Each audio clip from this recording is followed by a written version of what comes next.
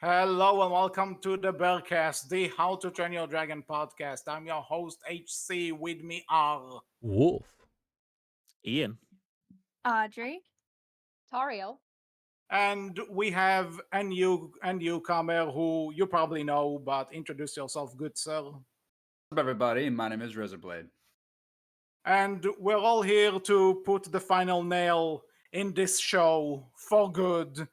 Please don't let there be anything else regarding it. We're done. No more. The Nine Realms is officially over. Done. We are going to conclude this fucking journey by basically talking about the entire show now that we know how everything ends up, where everything goes, and might as well just say spoilers throughout the whole thing. We're not gonna do the non-spoiler thing because the entire show has been out for a month now. If you're listening to this, you most likely saw it. You know what's going on. Spoilers. I mean, you saw it or you don't care, which is more likely. Or just have no interest, yeah. Yeah. Yeah. Either way, don't. I am putting this right now. Spoilers from this point on. June dies. God, I wish. Oh, it's canon to me. Crashes in a helicopter. Given the last with, frame of the show, it's canon to me. Well, Yeah. we'll get to that, I guess. Yeah, no, the head that's cannons right, are but- strong. The head cannons are strong. Well, anyway, this has been, believe it or not, kind of a 2-year-long journey, and I'm pretty sure that when the show was announced and then started for the first season, I assume that our opinions have probably changed a bit since the show started, and now that it has ended. So let's talk about it. What are the stuff that we thought about the show when I it thought was you were. announced? I thought you were and going stu- to say and now since that the I- show went down when you Well, paused. it did went down. So, Like a lead RaisorBlade, you're the new one to this podcast crew. So, why won't you start? What do you think about the show now after it ended compared to the initial thoughts? Ugh, it's like I want to hate it, but considering the fact that the final episode wraps up in such a way to where the show is basically DreamWorks sweeping the show under the rug to pretend it never even happened, it's like, can I even be mad anymore? Because it's like, it's Yes. now so Yeah. easy to forget No, ever you can't. happened. I don't know. And At in this a point, way- it's like we can kind of just sweep it under the rug ourselves. It's kind of like Dragon Ball GT. It's like we just casually pretend it doesn't exist, you know? We just move on to Super instead. No, we can beat this dead horse until it's nothing but ash. You know something, my. RazorBlade? Interesting connection here. Can you imagine if after a few years, John Tellegen will just suddenly be like, you know what, Nine Realms is not canon. This is the real continuation. God. Another Dragon series. Be A another- live-action Dragon series. He'd take the Disney Star Wars route. May as I well. They're already guess- doing live action. I guess in a way, the idea that the live action remake is actually coming right after this, right? Next year, baby. Unless, like, because they started filming it now, but considering this is the next Dragons thing that we probably have, yeah, it is kind of like sweeping this thing under the rug, like, oh, we want to expand with this. Oh shit, it's bad. Abort, go back. No. Guys, get all the seasons out now. Like, revert back to Monkey. Yeah. I mean, can we talk about how quick this series wrapped up? Well, like you said, 2 years. That's like nothing. I point this out in my season 8 review, which is still being made. It should come out sometime next week. The show premiered on December 23rd, 2021, and it ended on December 14th, which means the Nine Realms ended 9 days short of being 2 years old. Yeah. Which is Holy crazy to crap. me. 8 That's such a funny seasons. thing to me. 9 days seasons. short, the Nine Realms. That's the So- interesting thing, though. We Oh, say okay. we say 8 seasons, but let's not pretend that they're not doing the Netflix bullshit that like will order a certain amount of episodes but split it into several seasons. Because that I mean, totally 4 happens. seasons, 4 full seasons. Then it's still a lot. No, I think actually Tauriel mentioned in some of the earlier episodes we did that she sent us like storyboards of the finale and stuff. It says season 2 finale. Yeah. I think each season was split into 4. Oh wow, Really? Yeah, because I found a storyboard of the show finale with the fight with Jormungandr, which was leaked before the season was released, and also it wasn't included in the episode at all. But Oh wow. the writing on the storyboard said season 2, episode 26. Oh wow. Yeah. And I guess. also, after doing some digging more, because apparently that's my job now, finding concept art and storyboards for the Nine Realms, the earliest things I could find for the show, like concept art wise, before animation, was 2020. And the last thing I could find was 2021. Mhm. Hmm. Like the Gem Blaster Dragon, which appeared in the last season only, concept art from 2021. Mm. Yeah. Right. Well, Yeah. Wolf, if you remember, you had a theory that Tom is a descendant of Heather and not Hiccup. How Yeah. is that going, by the way? Going strong. What are you all about? Oh, he's definitely not a descendant of Astrid. I mean, come on now. Oh no. That I blonde hair is wasn't- 100% Ingerman's. Listen, I was it was female. I just got the wrong female.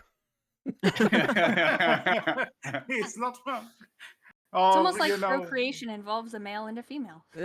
Oh. Maybe. you know Yeah, something. wait, hold on a second.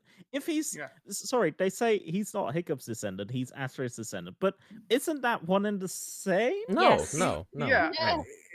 yeah, No, it It's means okay. like I think they're talking like personality wise. Oh, yeah. Get out.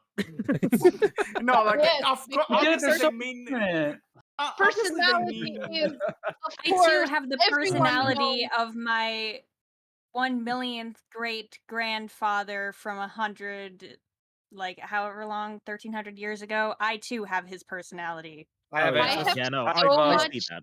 I have I ancestors have who were so slave much. owners, so that makes me racist apparently. Oh no. Oh no.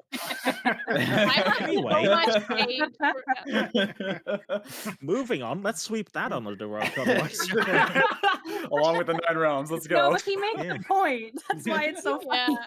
I like how I just ask a simple question: what we think about the show now compared to the beginning, and look what happens. The show is a mess. But we've already derailed. but okay, It's a therapy but session, HC. You said yeah, it. I know. gotta let I it all just out, man. how. Yeah, I know. It's hilarious how quickly everything just went downhill. I gotta let all these Oh, racist man. undertones of mine. Oh, God. Sorry for To be HC. honest, you know what? I'm just gonna say RaisorBlade kind of has a point here because considering how badly written June is, not just as a character but as someone who is interested in the mythology she grew into, confirmed by an actual Chinese Indonesian person. Thanks, babe, if you're listening. Then June is kind of racist towards Asians with how bad she's written. Tell me I'm wrong. Oh my know. HC, God. you No. cannot complain about us when the entire show revolves around inbreeding. I'm not complaining about us. man. I'm just saying it's funny that we're only one part into this and we already get there. Oh man. But anyway, so Audrie, just what do you think about the show now, like in as a whole? In comparison to when it was announced and now, any differences?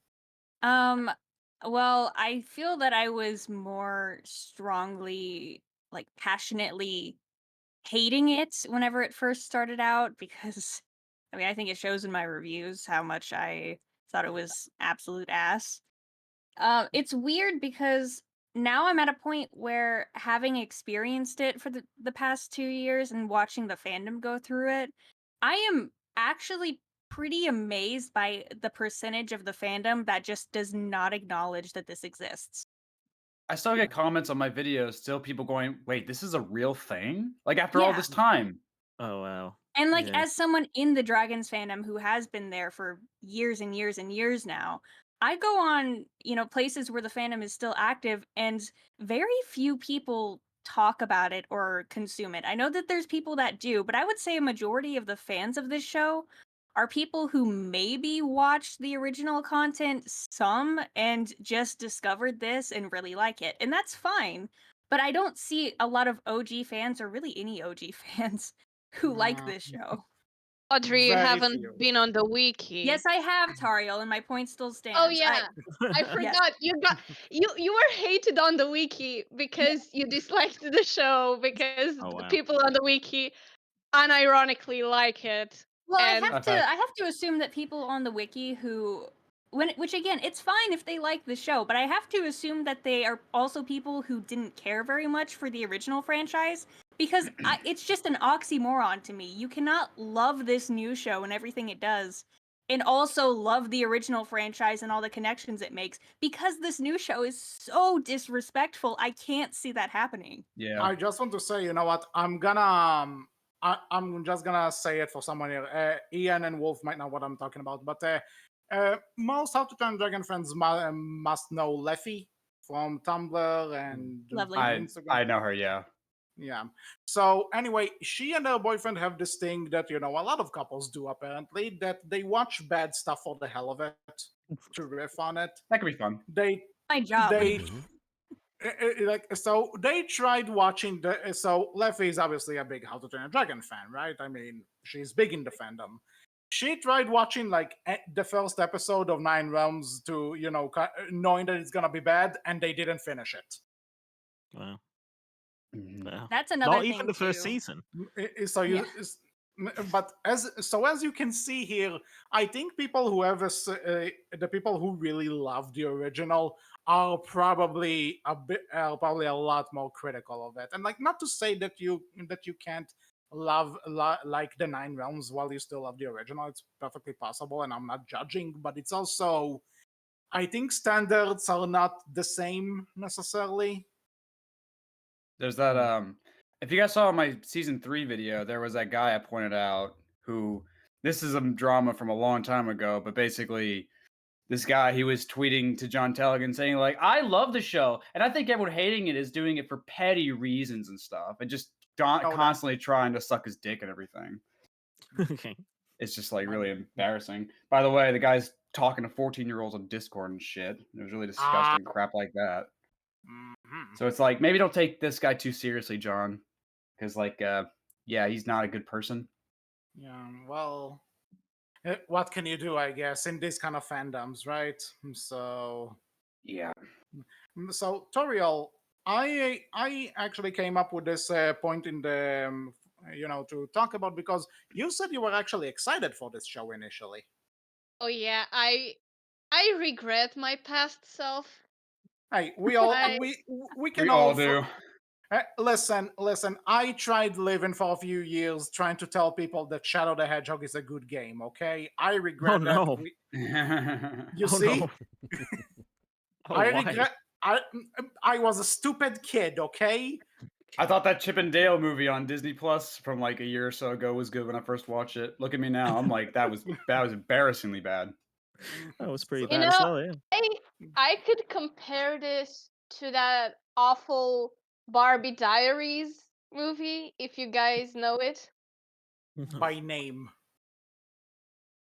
Then I don't know how to describe the situation, but I loved it when I was a kid, and then I watched it about a year ago, and I was like, "What the?" Oh, I have the same with the Garfield live action movie. I But loved that as a kid. And now I watch I'm- it and it's like, what? I used to Unlike- love the Don Bluth Thumbelina movie when I was little, and now it's this is so fucking weird.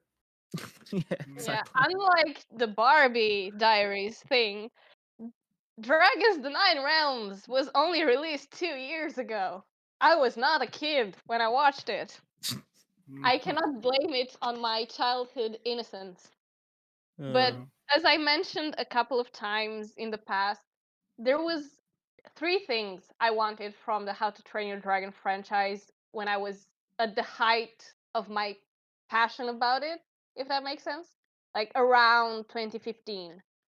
And that was Hickstred Kids, Dragons in the Future, and How to Train Your Dragon live action. And I'm now You got all 3. shit. Yes. I mean, I was Hextred Kids about is to okay. Hextred Kids is okay. That's the one wish that was fulfilled properly. But my other two wishes are like, God damn, man, why? Live action Why? might be Good fun. Why is question, the actually. universe? Why is the universe giving me exactly what I wanted? Why do I fix everything I touch? Not exactly Yeah, the same, because but Oh my god. when the first That's a deep teaser cut. for the show was released, so not the trailer, the teaser that was just the logo with Tom's narration over it and some concept art of dragons, I was actually excited. Like, I was screaming into a pillow that yes, the Dragons franchise is coming to the present day. It's not dead. And I'm like, no. The well, Like Uh, my disappointment in this show, I think, is the biggest out of everyone here because I was actually excited to see it. you here's know, here's my take on it. I'm one of the few people that actually think this concept could work. Not in the way it was executed by any means, but yeah. this concept could have worked. Well, I I mean, think no. the very idea of having dragons return to humanity and all that kind of stuff, the world finding out try about to dragons and return. stuff, could be an interesting follow up to the Hidden World. You know, it could be an interesting idea. You know, obviously the show didn't do well with the concept at all, I but was about to say it's not a bad idea on paper. I was actually thinking maybe a bit too early to do it, but Well, all right, I'll bite. the But problem, then, the yeah, problem, sorry, Wolf. no, you're yeah, we fine. should have waited an actual 1,300 years. The problem is that, right, the fans have been on this train for a long time. Like, ever since How to Train Your Dragon first came out, modern day How to Train Your Dragon, there's so much fan fiction for that, right? So many, like, fan art, fans fiction, all that stuff exists. The fans have been on this train for a long time. So Yeah. you're competing with a lot of work already that's built up that people love and enjoy. But more than that, I think their biggest problem with it is they just tried to do Riders, Defenders, and Race to the Edge again, but just new characters, and it's like you can't do that. Like, why are we in this basically a Viking village again, in the middle of fucking nowhere? Like, that's not modern day How to Train. That's not modern day How to Train Your Dragon. Modern day How to Train Your Dragon. What Exactly. people want from modern day How to Train Your Dragon is inner city kids, or fuck me, I don't want to see fucking roundabout suburbia again, but suburbia, because that's modern day apparently. But but you get the idea, right? Like, that's modern day, seeing kids in those areas having to deal with Ninja dragons. Turtles, but Yeah, dragons. not just shoo some kids to an island with their parents, and then they say, "Oh, they go to school," and we never see them at school. Or Well, I think stuff. you guys are missing a big point, which is the reasons why this show was made to begin with. You know, they Mm. wanted to appeal to a big audience Money. of modern day Oh young my god, kids. no, Money. please They don't. had Money. DJ, shut up. No. DJ, Let her shut up. finish. They Wait, wanted wait. to address, you know, really present issues like climate change and animal rights. I knew you were going And there. money. You want to Money. know what the This fuck? Issues show like was money. made because we need to see Dragon Riders address those issues in And the money. 2 lines of dialogue that were in the show about it. And Yeah. money. You know what's fucking hysterical? Climate Mm. change was a plot point in School of Dragons with Wait, it Hiccup. was? Yeah, it was. What? Mm. There were some quests in the game about how the ice was melting in some islands and you had to relocate dragons and whatever. But it was a point in the game in the Viking Age. You don't need And to go to so fucking this is the point where I just say, looking back, I think when the show was announced, I was like, okay, this could be interesting. Maybe not the thing I would jump right in, maybe not the thing I'll personally do right away with this franchise, with the Hidden World still kind of fresh, and yeah, Rescue Riders was also kind of going, even though it's not canon. And now when it's all said and done, let's forget the fact that they did this in the worst possible way they could, right? But I just, again, they kind of swept this under the rug, and I hate when I I actually hate it more that they just swept it under the rug, because it's like, you know what, you're gonna do this, even if it's for money, even if it's for insert bullshit reason here. At least stick to your guns. At least Right. have some balls about it. But Yeah, they they just don't. gave up. Yeah. And actually, funny thing, Wolf and I are just right out of reviewing a show that basically goes, it doesn't matter. This thing's connection to the canon or the big franchise doesn't really matter. And I was also kind of meh about that too, but at least there, it's not a franchise that leans heavily on canon. Here it's like, you're gonna do this, you're gonna go against the ending of the original trilogy. Why not actually have consequences for it and not just, it was a summer fling they flung? Well, more than that, it never tried to bill itself as something that it wasn't either. This did, and it couldn't live up to that. And at least I'll say this much about Dragon Ball GT: like, at least the show tried to have an ending. The show didn't like just say, "Oh, none of this ever happened." I mean, it was never canon because of technicalities with Toei Animation and all that kind of stuff. But like, at least GT tried to actually end Dragon Ball on a good note. Like, you had the character Pan, who's Goku's granddaughter, grow old. She had her own kids and stuff like that. They actually acknowledge everything that happens in the show, and they try to say, remember all the good times that we've had, all the people who we lost along the way. Like, GT at least tried to end the show on a high note. Like, at least it ended Dragon Ball, and it was an ending for a long time until Akira Toriyama decided, the live action movie sucked dick, so I'm gonna do it now. Now that you say that, I just realized that this is gonna be the maybe that's what we need. We need the live action. We need the live action How to Train a Dragon to suck, so that we'll get another good Dragons show. You cracked it. I don't think that's how that's gonna work. But then John joking. But then John Tello gonna be in charge of it and to be like, no. Oh, no. I mean, again, like we give John Tello a lot of shit sometimes, but he did do Race to the Edge. Like, he's capable. You know what? If we are on this, I'm jumping a few points ahead. Because I was about to say. Yeah, I'm jumping a few points ahead because thanks, Ian, for suggesting this idea to me. But there is a lot of returning crew from Race to the Edge to Nine Realms. John Tell again, of course, is a name. I wouldn't which, by the say way, a lot. I would say that's some. definitely like some. The core crew. So, and again, for the record, I said this before, I'll say it again. John Tell again, if you're listening, no offense. I know you did your best. This is not to dunk on you. Just, buddy. It's honest criticism. Yeah, and I'm sure that if you actually have a budget and some creative freedom, you can do a lot better, because we saw you do better. But anyway, I decided, you know what? I'm going to make a list of all the episodes he wrote for Race to the Edge and all the episodes he wrote for Nine Realms. We can get to the list later if you want to, but I think one major difference here is that in Race to the Edge, he was basically a hired writer. He was just there to write whatever episode they needed him to write. And whatever like big story episodes he wrote, it was usually a part 1 or part 2 of a two-parter, or he wrote those with other people. He wasn't the only writer. And suddenly you put him in this position where he's running the show. Let's be honest, he was going into a new territory to an extent. He was handling a different role with a bigger responsibility. So it makes sense it's not the best work. But yeah, But I know. This is this kind of makes me think about Big Hero 6's series. I don't know if y'all ever saw my videos on that show. I actually I want to tell you in private. These are some of my favorite reviews you did, because what the hell was that show? Right, like I had a lot to say, because the guy who wrote that show, like the guys who ran the show, I can't remember his name. Impossible. Yeah, they were the same people who make Kim Possible. But here's the difference: they wrote for Kim Possible. They didn't just make the show; they also wrote on it.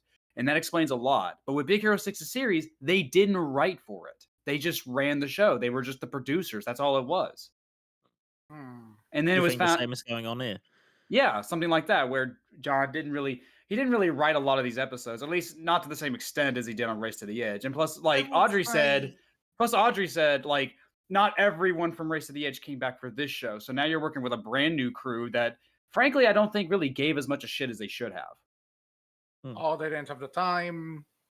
I mean, you could say they didn't have time. You could say they didn't have budget, but I point this out in my season 8 review. Patrick Cannell, the guy who does the score for the show, he gave a shit. The score in the Yeah. show is That fantastic. score is good. Yeah. Yeah, the score is fantastic. So I'm sitting here like going, well, if you have the guy doing the score caring, then what's the excuse for the writers and the animators? What's their excuse? I'd say the animators were probably either rushed, I want to I- say, but the writers, Well- I guess this is something I can't really tell you in detail because we don't know. We weren't there. They were. But I guess that considering how quickly they pumped those out, there's a good chance that they didn't have much time to figure things out. I mean, They They basically did didn't, the and whole that's show. confirmed. They did- HC, they did- one of the concept artists, sorry to bring that up again, posted a concept art of Eugene on Instagram and said, "Oh, I just realized he's disproportionate. I guess that's what happened when you're rushed." Yeah. Like I Like, strongly dude. believe each season was made within like 6 months. I Well, think I that's remember the whole 6 months. show concept and like models and everything. Like everything is new. Basically, they had to Yeah. do everything from the ground up, and it's done in 3 years. That is very fast. there's I think I remember reading somewhere that the voice actor for Tom, Jeremy Shada, I think I remember reading somewhere he did his recordings in like a broom closet Yep. somewhere. Yeah, That was because that was my videos. Oh because, yeah. because it was they probably recorded this during COVID and stuff. I was about to say so- that's probably COVID reasons. That's probably not rushed Yeah. reasons. Yeah, I put Yeah, in an interview. and- I think it was my season 2 video where John But at the Telligan's same talking about time, it. But sometimes when you see shows like like Owl House and maybe Amphibia and other stuff that were also kind of made had to go through this production during COVID stuff, they turned out fine. What's the excuse here?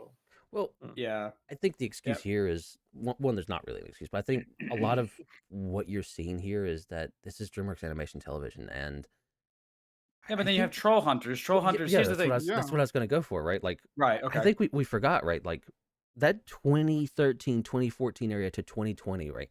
Troll Hunters, everything that came from that, Hippo, She-Ra, like Race to the Edge, Dragon, Riders of Berk, Defenders of Berk, and then you had a few other things that were like really Penguins of good. Madagascar. Yeah. I think there was a show, Them, Yeah. and the Kung Fu Panda show. I know I was a fan of it back then. it was The Well, like they weren't you as mean good the as Legend of something. Legends of Like- Awesomeness. Yeah. Yeah, because I was about to say, don't talk to us about the Dragon Knight. We did a whole podcast about that. They were fine. I'm I don't not think they were on watching the that. same level as like Don't. I didn't watch Dragon Knight. I heard it was really bad though. Yeah. Don't. That's the short version of all the 3 podcasts we did. Legends of Awesomeness and Penguins is fine. Like it's not bad per se, but it's not, in my opinion, not on the same level as say like She-Ra, Voltron. Hmm. You Oh, know, of course, all I'm just those. saying that Oh no, I get even you. the stuff I remember that wasn't perfect was still decent and good. Yeah, which is Tell- fair. But now, what has DreamWorks Animation Television come out with other than Nine Realms and then the Dragon Knight are the 2 shows that like they've come out with other shows, but all of them have been like just very bad in quality. And Mhm. I think a lot of that has to do with the fact that, they have changed hands now. They do have new management, and I don't think management cares a lot about this part of the company, to be honest. I think maybe COVID played a part in that as well. I think, I mean, maybe, but I think at the No. same time, we give, like, the pandemic happened, it did affect things, but I think we use the pandemic at this point to excuse a lot of shit that this Right. company and other companies were already kind of doing and already making poor decisions. The pandemic just said, hey, your poor decisions, let's just exacerbate all that and make it worse. But the poor decisions And are also, already here's there. an excuse. Yeah, and here's an excuse. But the poor decisions were already being there. We're just now seeing it for what it is, right? Yeah. And here's a question, actually. We need to take into account that with Race to the Edge, for the most part, right? Obviously, Race to the Edge has some original characters, but your main crew, Hiccup, Astrid, Stoic, all of these guys, they came from the movies and other 2 seasons of a TV show for back when the show was on Cartoon Network. So do you think there might have been a difference between maybe this particular crew is better, the returning writers anyway, are better at writing for characters who already exist, and just can't really come up with and just don't know how to develop new characters from scratch? Do you I think there was is? just about to bring that up actually, because my interjection into this topic was just going to be, you have writers who are creating a story within a pre-existing world, but in Race to the Edge, it was not only set in a time and location where all the characters and everything that the story manipulates was already set up, it was also set between movie 1 and 2. So you had a beginning point and you had an end point, and I think they came up with a lot of really awesome original stuff within that, but they still had a place where they knew they were going to end.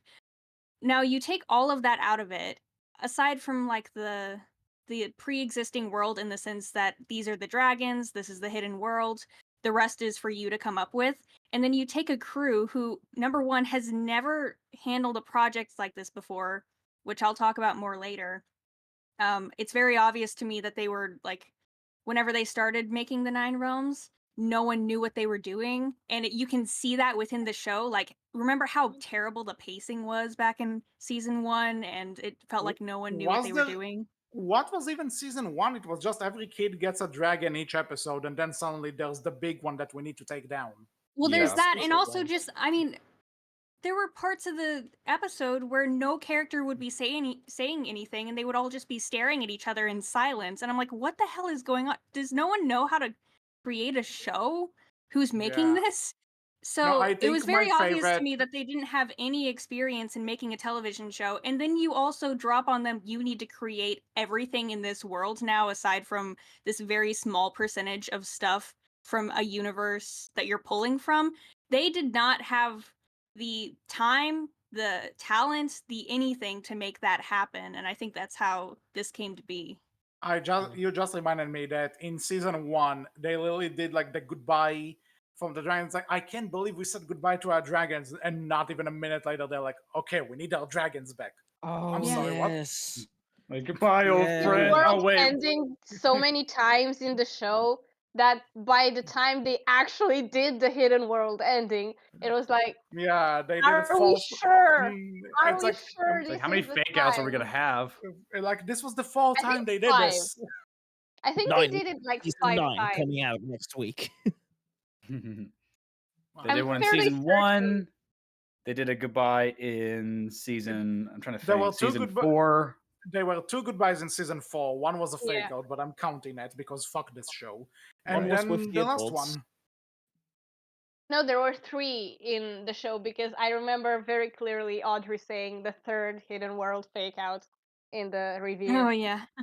Because So there remember were they do it 3. in the episode, not the season finale of season 4, but like one the before. first part of the 2-parter at the very Yeah, end. that's what I said. They did it in the they- first 2-parter, and then they did it again in the second one, and then they did it again after that.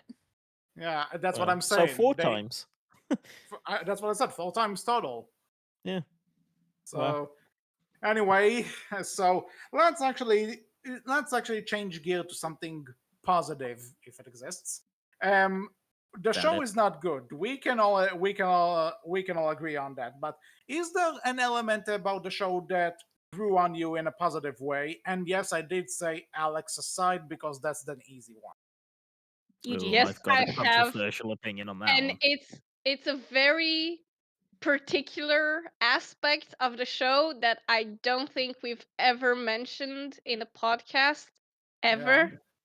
The Snowtail Dragon. I don't know why, I just love it. Snowtail. The purple one from the Ice Realm. I Hold on, let me mean, Google it. Yeah, I It's know what the you. I know which one only, you're talking about. Yeah. first of all, it's the only dragon species introduced in the Nine Realms that It did look. not have an episode of its own. Yeah. It Hmm. looked like a. It looks like a parrot in a way. mhm. I don't know Snowtail. why, but I love the design of that dragon, and I'm disappointed that it's introduced in this show, not the original shows. What can you do? So I Audrey, just I'm pretty sure you Oh have yeah, something that to one say was about cool. this.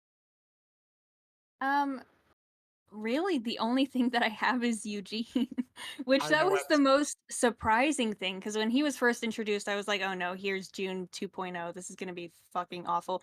And no, because Eugene's character really became the, as HC always likes to say, the audience surrogate, where he was the one who was pointing out all the bullshit the characters were doing, and the screenwriters were trying to make it seem like, oh, he's such a jerk for doing that. But no, he was making sense, and he was the only Yeah. person in the show making sense most of the time. So I really loved Eugene by the end. Though his mouth click is really annoying. He had A a lot weird of car alarm like sound effect? Yeah, I hate that shit. he had his things, which again is just I feel like the screenwriter is trying to make people like force people to hate him because otherwise they'll realize, oh, he actually is really, really likable because he's pointing out all the shit the characters are doing. So I sorry, I'm distracted by everything DJ is sending in the chat. I'm just getting ready for my points. You go ahead. I loved Eugene, and I kind of talked about this in the season 8 video that we did, but I don't know that his episode with Alex at the very end was really warranted because it felt like a weird thing to focus your series finale on. But Right. I'm very grateful for it because those two characters were the only good things about this show, and the fact that they became best friends and left the show still really close, I really, really enjoyed. A part of me, like, I don't know if you saw my Let's Watch, Audrey, but like my whole entire time watching that episode, I was like, "Don't you fucking dare have them become a couple! Don't you fucking dare do it!" Okay, DJ, did you see John Telligan's tweet about that? No, Oh John, boy. Oh no. we no, a whole what? video Sweet summer just about child. John Telligan's tweets. John Telligan No, tweeted recently, no, is it in, canon? in response to someone asking if it was romantic after the show ended, and you know if Eugene and Alex eventually got together. John Telligan replied, "I mean, anything can happen," or something to Oh, that fuck effect. right off. Who So he knows was what kind of might implying happen that in the yes, future? So he asked, "Who knows what might happen in the future?" Dot yeah. dot. Oh man. Dot dot dot. Season I- 9, baby. Why in the hell is John Telligan starting to sound like Scott Cotton in terms of fucking Oh my god. what are you doing with the canon, buddy? Which I'm with you, DJ. I spent the entire season 8 video we did just arguing for the fact that I thought it was solely platonic. I thought it was good that it was platonic. And I was like, I know I had some people who agreed with me, but I know that there were also some people in the server who thought that Me. they were hinting towards romantic. Yeah. And For so now one, I don't even know hold how on. I feel I about need it. to explain myself because RaisorBlade wasn't here. The reason I wanted Alex and Eugene to be a couple was that I didn't want Tom and June to be the only couple in the show because it's Tom and June. Which is a fair point. I mean, if there was ever going to be a maybe okay couple, yeah, it's gonna be Alex and Eugene because they're the only characters in the goddamn show that have any chemistry. Well, on this What about note, June and Wolf, Sledkin? Well, that's okay. Legal couples, how about that? Fair enough. so Wolf, do you have anything that grew on you as the show went on? I've always had a problem with like the Race to the Edge, Writersburg, Divisionisburg did this like ever so slightly, but it was not a problem there. This show has done it a lot more, and the games do it a ton, and that's the essentially Pokemonification of How to Train Your Dragon. I don't know any better way to explain it. I don't know if I like that. I feel like generally speaking, it's just not something I agree with or enjoy. But I will say, other than the music, I think some of the dragon designs from the show are good designs, and I wouldn't mind seeing them again. But That's the same with me. That's my point here. Like the Snifflehide, I think is a dope design. Like it's my favorite dragon in all of the 9 realms. Like it's a genuinely great design for a dragon. I love this cool medieval like aesthetic. Like it's got this cool medieval art style design to it that's very different from anything else in the show. Like it stands out, and yet it kind of fits in at the same time. It's a very beautiful dragon. I love how it works. Like how even though it's blind, it has great hearing and great sense of smell and stuff. Like it's a very cool dragon. I love it. And there's a lot of the dragons in the show I really like. I like the Yeti wing. I liked the Sky Torture's design actually. I liked a lot of these designs for these dragons. Like that's where all the creativity went into, like creating cool, unique looking dragons. May I remind you of the existence of the bubble horn and the spider wing? I mean, we're not. Listen, not all of them have to be good. We're not going to talk about the bubble horn. Right. Here's The the spider thing. wing Are we Just not is talking because about some June's dragon either? we can ignore two. What's two bad dragons compared to like 10 genuinely good ones? A Yeah, burning that's fair. flashlight, you're saying is not. Never mind. What? I So- just said that the snowtail was my favorite aspect of the show. Snowtail was good. So, Agreed. Ian, what about you? Oh man. Okay, so actually, I could go a little controversial because you said Alex's side. Now, I don't think Alex would have grown as much on us if all the other characters were good. Because what do we actually know about Alex? She also basically has She's sarcastic almost- and a psychopath, is what we know about her. But yeah, anyways. but that's Which is all. why we love her. But Yeah, that's the okay, thing. fair enough, But that's like- the thing. I But say this in my season 8 video actually, and it might be a hot take. Overall, Alex is a disappointment because the writers never give her anything specific to do. nothing. Like they plant the seeds for a great character. She's funny. She's got some funny moments, but like outside of like maybe some interactions with Eugene and like her parents early on in the show, like I think the last real thing they did with Alex was back in like season 3. Like I'm not looking at season 7, that episode where the whole episode is just her pretending to be evil and stuff like that and joining Buzzsaw and stuff. Yeah. When's Oh, the yeah, last time that they was- gave Alex really anything meaningful to do outside of that? Save for in season Yeah. 7. It's been Yeah, a long absolutely. time. The only Yeah. reason Argue we at like least her season is because 4, she's her shared fantastic. episode with Eugene was good. Mhm. Like, yeah, that's like the last time. That was a Sure. long time ago. It's like the It's writers like- never really did anything that meaningful with Alex past maybe season 3, you know, Yeah. or season 4 at the Like latest. she has more to her in the first half of the show, and in the second half she's kind of She's just there. Yeah. Yeah. And to answer your question, I think numerically, what grew on me the most is D'Angelo's arc of not wanting to become what his father wanted him to become. But that happened about 3 or 4 times in the series. So numerically, Right. that's what grew most on me, I think. Well, you guys have said all the good stuff, and I'm literally left with nothing. I am drawing a blank. I don't think I can think about anything else that's not a cynical answer. Say Can the I music. visit- Grow on me. Say the music. But you already said the music. No, we Some- didn't say it in this point. Say it again. Yeah. The comet grew You know on me. what? That's what grew There on me. is The comet. There is something The that fact wasn't that mentioned Staten so did it. far. But I will say, if I may be somewhat ironic about this, I guess, or at least to kind of steal someone else's thing, Eugene to an extent, because he actually got some episodes that I'm like, I actually feel something, and it's not just hatred or a need to laugh at the wrong things. I guess I like that. And I guess I kind of like that Sled Bitch is just an evil psychopath by the end of the show with no fucking remorse to anything. Oh, yeah, yeah. let's go with it. Let's yeah, go with that. fair enough. She had a wild turn. Let's be honest. Like, what a wild ass turn. Like, Oh, yeah.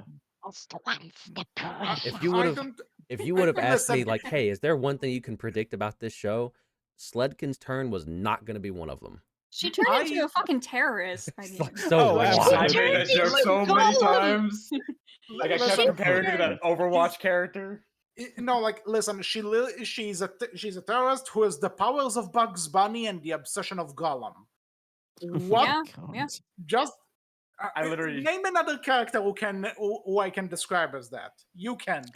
Even Buzzsaw wasn't as psychotic as Sled And Bitch. here's I the know thing. that's the thing too, because she started out in the show and she's like this world-respected scientist working for this World-renowned really geologist. successful company, and then she just turns into a fucking supervillain by the end. Oh, yeah. I said this. I point this out. I'm like, give Buzzsaw credit. At least he knew where the money is in trying to go after dragons, as Yeah. opposed to a fucking rock. Oh, I suppose so. Yeah. Well, even then, he could have easily have gone out of the hidden world and made more money, but whatever. I will Fine. never understand the rock thing. I just won't. Oh, That it's will- so fucking stupid. I will The never rock makes understand. oxygen, apparently. Like the It's- rock makes it's rock tree. oxygen. Yeah, Well, let of me just course. walk past all these magical fantasy creatures in this unexplored world of like endless resources that would change the face of humanity forever. I want this rock. Oh, I but the have a thing- very apparently plausible the rock was explanation for magical. that. Like, apparently the rock is magical because the moment she removes it, suddenly everything starts dying. Like, that I'm is telling- not how it works. Listen, when I called it the Master Emerald in the season 8 podcast, I was joking, but that's exactly what it is. You remove it, Oh, it is. shit goes bad. I call it the Yeah, no, hearts. I call it the absolutely. Hearthstone, like at a Troll Hunters. Yeah, A that's very also- Yeah, that's true. plausible. I have a very plausible explanation for why Sled Bitch wanted the stone. Yeah. She has a mental illness. That because Mm, hold on, well, hold on, hold on. she's Wait, like Gollum. wait.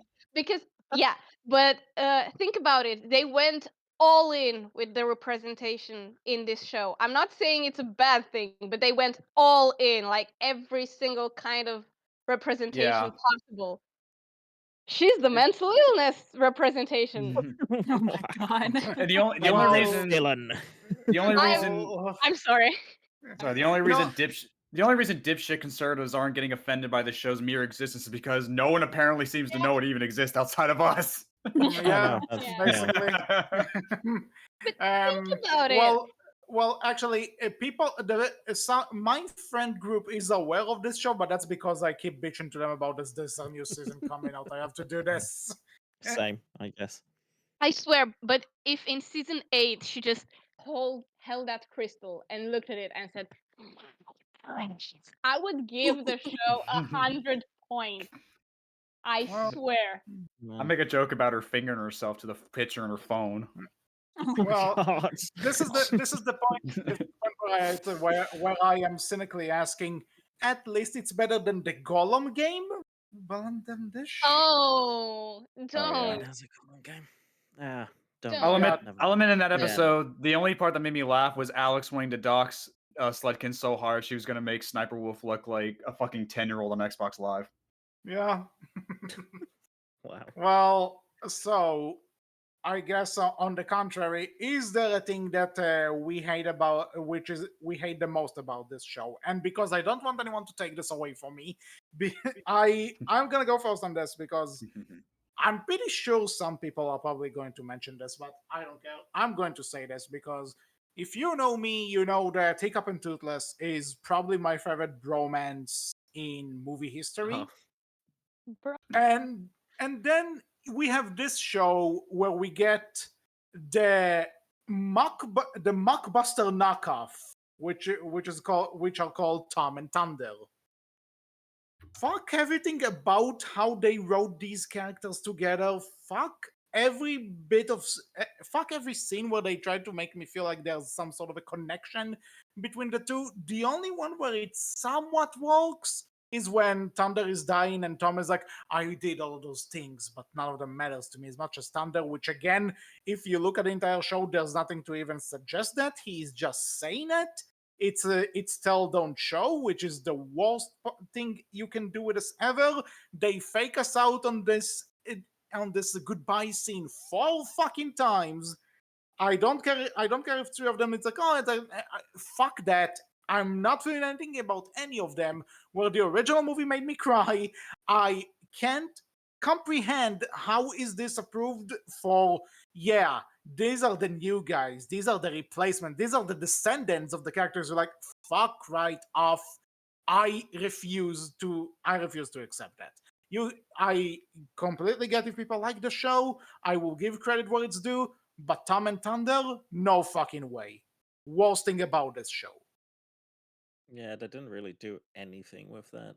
Yeah, You it's a know- completely useless Most of the subplot. time, most of the time, Thunder was just there.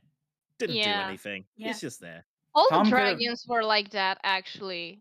Tom Kind of. didn't So- even have to be a descendant of any of them. He could just been Yeah. some random kid, and it would have played out exactly the same. But he No, had the no, helmet no, key. no. The helmet wasn't even the same helmet that Yeah, Hiccup had. Reversed. That I was And also, it making wouldn't a have fit. joke. And I told you about that, so you took it from me, Audrey. Well, I got Oh, one. man. I got one that's I'm different. the first one who noticed that. You Wait, get the noticed what? reason for it. That Yeah, the, size of that the that the helmet. helmet was different. Like the helmet was reversed, like the Oh, symbol. the key from the Yeah. helmet was Right. reversed. Yeah. Yeah, like Yeah, I it didn't remember that fit. actually. You get points for Winston. I get points for the key. That's fair. Actually, yeah, and the best thing, how did we forget to mention Winston, the MVP of this show? Oh yeah. That's true. MVP, yeah. mm. Best episode. You Oh, did yeah. say you didn't want to sound sarcastic, so I think that's why we didn't And then we mention spent half of it talking about how much we fucking hate things. Listen, Yeah. we're trying Oh to my be. god. We gotta be But genuine with this Winston did retrospective. We gotta do- give the show a chance.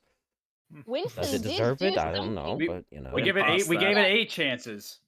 Yeah. Oh my god.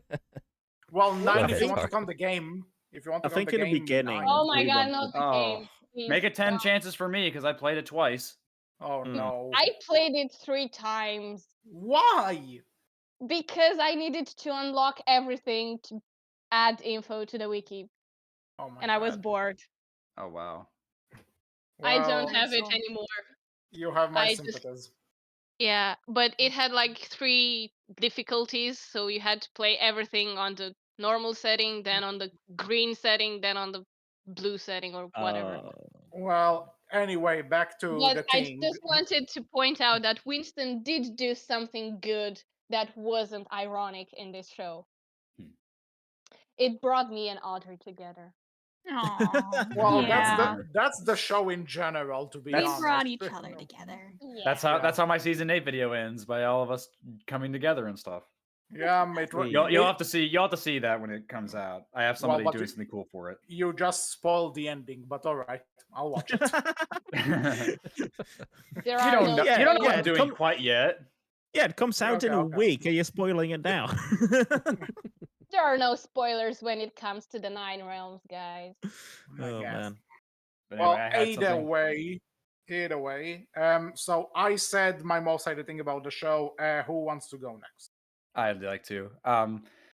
Now that the show is all wrapped up, and we talked about this earlier, me and Audrey, but the thing I hate the most about the show right now is the fact that, like, the whole entire time we're watching Tom try to embrace his quote unquote destiny of trying to live up to Hiccup's model. Like, every single season, it's, I'm not Hiccup, I'm not a Viking, I'm not a chief. And it's like, all right, it's gonna get to a point where he realizes, okay, he's not like Hiccup at all. And that's a good thing because he shouldn't be like Hiccup. He shouldn't be like his dumbass mom. He shouldn't be like anybody. Yeah. And then in the final episode of the show, we learn that he's not like Hiccup after all. He's like Astrid. And I'm like, what the fuck? If I may quote myself, gaslighting. Man. So it's for That me, it's was- like, Also, After- it So was great. June who said that. Can That we makes it really worse. trust Makes it even her? worse. Yes. Can we But really yeah, trust her? but for me, it's like, after 8 seasons of Tom just fiddling around, trying so hard to be someone he's not, the message of the show, apparently the entire show that I'm getting from this point on, is that, oh, you shouldn't try to be like someone else. You should try to be like another someone else, which, like, that makes no sense. It's like the whole entire time you were trying to be like the wrong person, which, like, that Miles, is, you're not supposed to be Peter Parker. You're supposed to be Ben Riley. no, I'm gonna do my own thing. Oh my Yeah. god. Yeah, there you go. You see, you just quoted a good movie doing this right. I was making a parody.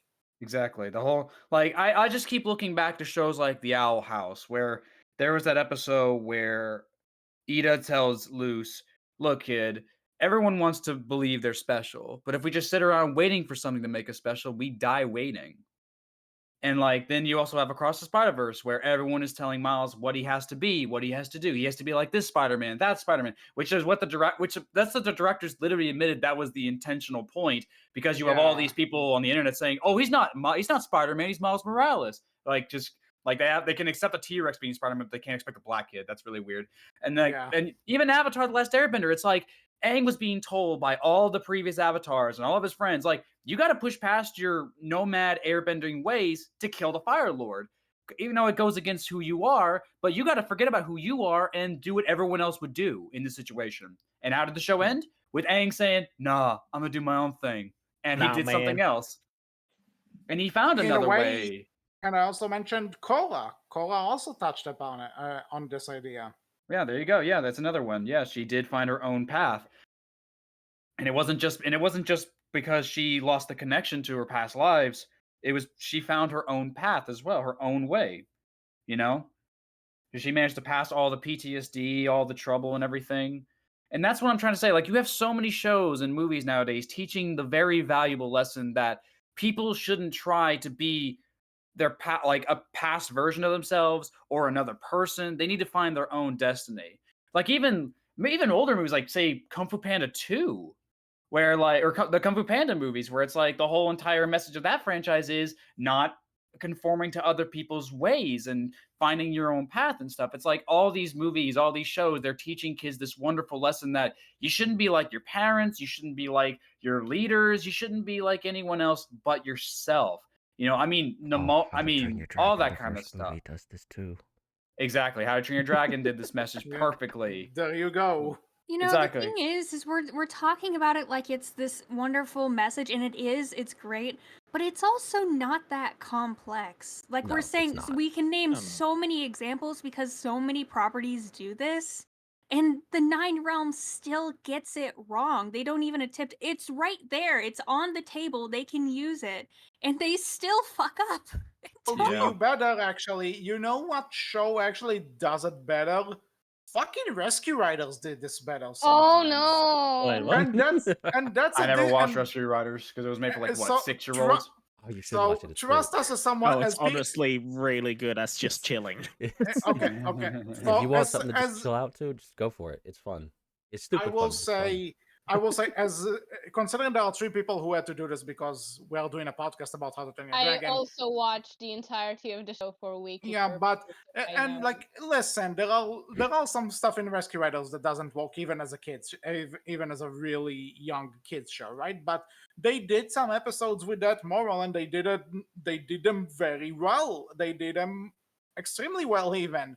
So, what's the excuse that the Disney Junior show style have that the quote unquote canonical sequel doesn't? How dare you mention the mouse? Well, No, but yeah, no, I agree. well, so I went for it. RaisorBlade went for it. Audrie, what do you have? June. Okay. All right, anyone else? Next. Next person. Moving on. Anyway, let's Um, continue.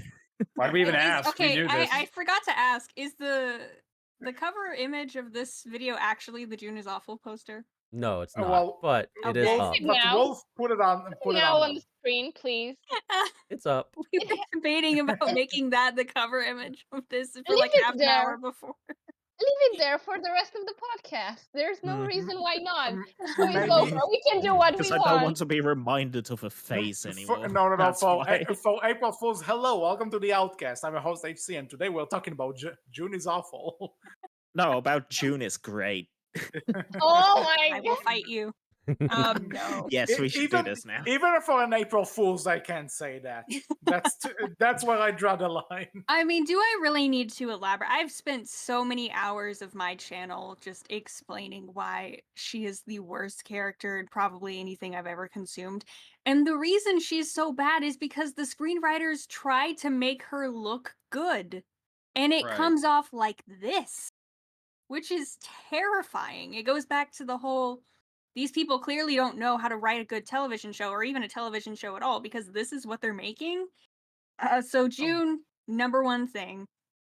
I will say she was not as insufferable in season 8 because I feel like they just didn't have time to write very much dialogue or any, storylines for say- her in the final season. So she wasn't given an opportunity to be terrible as much as she was in the previous ones. She was at the end of episode 1. Yeah. Well, Oh, that was a Razor Tom Blade. and June type of thing. RaisorBlade, will you weren't say- here. Wait, I have to repeat this because it was too good. Listen to my notes for that episode, which I wrote as the breakup was happening. Because you have to listen to them. They're legendary. Wolf, I just have to say GG on actually positioning June right where she's supposed to be. I have Okay. my moments. What I was That's- laughing Hear at. me out. Hear me out. Jun, you of all people have no right to be mad at Tom for lying to you. I Tom go and on a Jun, huge tangent in my one season 8 second. video. Listen to me. Okay. Let me finish. Tom and Jun breaking up is my Roman Empire.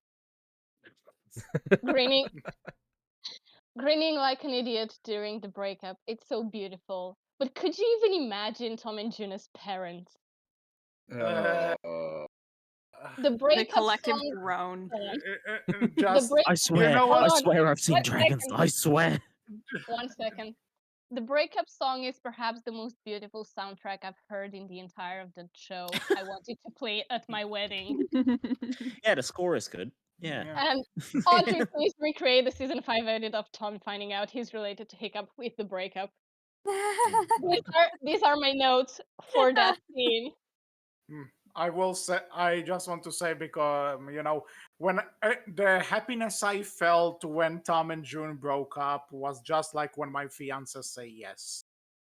And like literally the opposite, the I opposite was of the emotions you're supposed to feel. I was happy the exact same way. So- I was I mean, so if we're just going off of happy if we're in going that off of moment. stuff that we hated about the show, I really cannot pull a single other thing that's that specific other than June's character. I mean, there's a lot I hate about this show. I hate the fact that there was no point to it because we end at the exact same place that we left off. None of our questions are answered. There are a million and one storylines that are just abandoned because they didn't either have time to finish them or they had no plan for them. But Jesus, when I think of things that make me actually angry about this show, it's the ways that they disrespected the original franchise, which at this point I'm so kind of desensitized to it. It's like, what the fuck ever. And also June, because it makes me so angry that the people who write this show, think that she's a good character. And they're gaslighting us into thinking that she's a good character when everyone Yeah. hates her. Oh, Yeah. man. Mhm. It's And- manipulative. It's horrible. I The one was thing I just will say, I reminded- just want to say one thing about June. I think Journey to the Snowcano should be shown in film schools, saying, "You see this? This is what you shouldn't do. Oh my Avoid God, this." that No, it needs to episode. be shown in psych wards. Like, hey, you know that gaslighting thing you do? This is Put an this in example. Guantanamo Bay. No. You know that scene from the Clockwood Orange where the guy is Stop it! pinned. Stop it, please! I beg you. Okay, but you get the idea. No, that's what he says Oh, in the man. scene from the Clockwork Orange. That's what he's saying. This is what Victor No, but- Reznov used to brainwash Alex Mason in Call of Duty Black Ops 1. No, but imagine putting people through torture, but putting Journey to the Snowcano on the projector. Mhm. Or season 7 episode 2 where they blatantly ripped off Avatar: The Last Airbender. Yeah. I'll That whole admit, episode was just the tales of two lovers. Or the cave of two lovers. They Oh. ripped off like 100 franchises at Mhm. this point. That and was the not- most blatant though, out of all of them. I'm still sure that they named one of the Nightlight's shadow as a personal attack against me, but that's another story. I will Mm. fully admit, right, that I was not bothered by June until seeing Journey to the Snowcano, right? Like up until that point, June Same was here. Such It a was- powerful episode. she Kinda was same. meh. She wasn't perfect, but it's like, maybe, and then that episode, and then it's like, no, not anymore. I- She I- can't No, do it. I- Considering was this is a on the- retrospect, I want to say I think this was the first time Audrie was on the Berkcast, and I just remember we Mhm. got to this episode, and I said, you know what? What was the point of the scene where they all got high? And Audrie said, "HC, you need to realize they were writing a June episode, and they don't know how to do that, so they needed to fill out time." And, Oh, Yeah. right. Yeah. and that was and honestly, that's dragons something I Get live by. high. The dragons didn't even I- get high themselves. No, Oh, I the forgot about humans they got high. I said the dragons didn't get high. Yeah, No. but I was- No, they didn't. I was talking about the humans though. But Yeah. oh well. I was they on the didn't. June hating train since Unicon. Season 2, episode 1.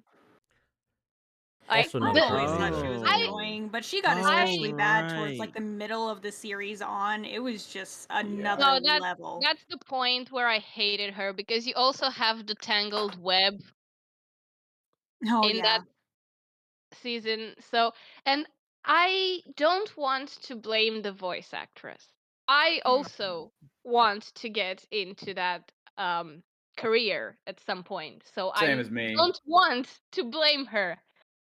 But the sounds she was making during those episodes, the groans and the oh my god, that's the unicorn and the tangled web were the reasons I hate June way before Snow Kano came along. Snow I Kano would was say this is probably voice directors and editors, And the but like fact that it's she not. was probably recording from her shoe closet. Yeah, Yeah, probably. exactly. I am required by law to not hate the voice actress because I found out she was a Swiftie. Oh my god. So Oh god. I have nothing terrible to say about any of the voice actors. I just No. I feel bad for them that you had to say these words into a microphone and someone turned it into this show and this character that everyone hates. Maybe Yeah. you're not Hiccup. It's Maybe still you're Astrid. it's still wild to me that this show got Haley Joel Osment as Buzzsaw. Right. Yeah. Good Mhm. lord, he's such a talented actor. Yeah. My god. I mean, could have literally been around the worse. same time, he was in the Rise of the TMNT movie as Yeah, it's Casey. yeah, he was Casey Jones in the Rise of the TMNT movie, and he was phenomenal in that role. He was perfect. I'll tell you better. He's the main character in a show called Dogs in Space, and his character is literally named Garbage, and he's much better Oh. than Buster. He's Oh, Sora no. from Kingdom Hearts. He's been Sora for 20 yeah, years. yeah, that Wow. too, Can I- of course. That's Can I that's point the out? reason. Can I point out that he also played the villain? I forgot his name from from Camp Cretaceous, who had the exact same goal and personality as Buzzsaw, and in the same year. Probably Like would Yeah. what have. the They hell? probably just He like just John he Teller just probably went just from a walked show by to him. another because the last. Yeah. Yeah, you can say it. I said John Teller could probably just walk by him like in the studio and be like, "Hey, I'm making a show too. You want to come over? Yeah, sure. Why not? I really It's just feel like another it was credit a in my moment role." of he just happened to be around, and they're like, "Yo, you Yeah, want to yeah. record this voice?" And he's like, "Yeah, sure, fuck it, why not?" Same He's in the You know, building. he character. was so much into Sora's character. It's like, all right, let's do this, and then it's like, wait, what is this? He gave Because 110%, the and that last deserves all the respect in the world. Yeah, the definitely. last season from Camp Cretaceous that he appeared in was released a month or something apart from season 2, where he played Buzzsaw. Like, what the hell? He just went from one show to the other and played the exact same character. Then you have Jeremy Shada who plays Finn in Adventure Time. That's not the same character as Tom, though. Yeah, but that just shows that Jeremy's a good voice actor. Oh, yeah, Also, no, What? You serious? also, Wait. also, Oh god. also on that note, D'Angelo is both from She-Ra, by the way. I didn't watch he also- She-Ra, yeah, that's actually. right. We covered all of it, so I suddenly when someone told me that, I'm like, shit, it is him. Yeah, Oh, wow. Marcus Scribner's also really good. And You know, fact the that- voice, I remember I shared this to Audrey, the voice actress who plays Alex, she's on Cameo. right, yeah. she's Yeah, in she- Lucifer, which I'd argue is bigger. Lucifer, George Lopez, I love her. And just before we started recording, Tauriel revealed to me that Julia Stiles was apparently in one of my Oh, yes. favorite high school movies, and she Sorry. flashes herself to the teacher in order to get her crush to run away from detention. So there you go. I'm Oh sorry. my god. Thank God I'm she's not I- driving a helicopter, but that's another story. All of this to say that the VAs in this show, none of them are bad. All of them are Yeah, I really know. good. Yeah. I They wouldn't did the say best. none of them are bad. All of them, at Julia least. Stiles is an awesome actress, but she cannot voice act to save her fucking life. Who did she voice? What is Olivia? She's that? Olivia, yeah. My God, I remember. Oh, I that remember. Yeah. I remember in season 5, she says this one line so weird. It's like, I have a lot to deal with now. Now I got to clean up your mess. To Like, her I- credit, why did you say it like that? this was her I- first ever no, voice role, as listen. far as I'm aware. So Well, No, to be it honest, makes sense. RaisorBlade, I think that's the thing. I don't think she knew the mic was on. That was just something that she said to the recording studio before she left. Right. I'm still Because not over Jeremy Shada being Tom Collison. I didn't know what. I just realized it. I just remembered the first episode of the show. You were supposed to be down here? From now on, he will be where he's supposed to be. And I'm like, what the fuck? Aren't you supposed to be mad? Why are you saying it so And, calmly? and also, come on, Mom, we're Vikings. We There's want adventure. There's also the voice of Sledkin, Kara Karenin. She's she's a famous voice actress in like anime and stuff like that. She was Yes. Sasuke in Kill la Kill. She's And been also animated a Linda. lot of Fucking shit. Linda is I forgot the last name, but Darcy. She Darcy. plays Janet in The Good Place. What an Yeah. amazing actress. Lauren She's so Tom. wasted. Really? Lauren Tom as Mei Wong. Lauren Tom is like a phenomenal voice actor. She was in Kids Next Door. She was in Troll Hunters too. She was in a lot of shows. I mean, yeah, And yeah. She's the been point around for a is- while. I think we know where all the budget went. I guess so. That Well, and the Blades of Grass. And the And Blades Blades of of Grass. It had Uh, grass. Jasper So- from Steven Universe voiced Windy, Alex's tablet. Oh, For real? Fun fact. Fun this fact. this is Like, such a you're hey, you're in here. Do you mind recording a few lines? You know, just do a Man. thing. It's like actually that's how some voice actors get work. Sometimes they just get a call like, "Hey, listen, we really need you for this really quick thing. Are you available?" And they're like, "Yeah, sure." And that's how it's done. I'm just saying, it could have been worse. Oh, They absolutely. could have gotten David Tennant, which I wouldn't have forgiven the show for if they Tauriel did. will Oh, go to man. her grave before she doesn't bring up David Tennant in one of these. Well, Blaney, have you seen anything with him in it? No. I have not. That's why every time you bring him up, I'm like, I'm just tuning out because I don't even know who this person Wasn't is. he in Race to the Edge? Yes, he he was was. quite loud. Yeah, he Audrey, voiced you Quite have loud. he seen, voiced you Nala's have father. seen You it. have some He's experience quite with him. loud. There we go. Oh, okay. But they did Yeah. recycle voice actors in the franchise, so I wouldn't have been surprised if they would have gotten him. I'm just glad they didn't. Technically, Because- David Tennant is in How to Train Dragon 1. He is. He's He the is voice of for a Nala's line father. in the guys, background. guys, we're tangenting here. So Wolf, Ian, did you said what was your most hated thing about the show? Go for it, Oh, Ian. man. I'll go after you.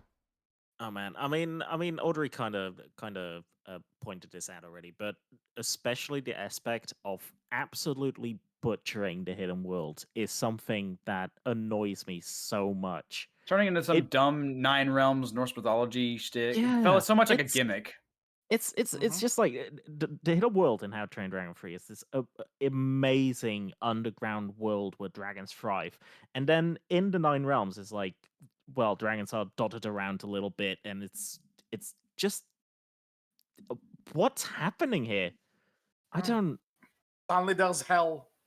Yeah, it's Keeper- terrible. As Keeper of the Realms and in these videos, like it offended me how not only did they do that, they got all the Norse mythology parts wrong, like all the They info did. wrong. And that It's We pisses mentioned- me off we mentioned too. it You're too, not that- the only one, RaisorBlade. That like they got this Norse mythology stuff wrong, and it's supposed to be a scientific fact in this universe. Right.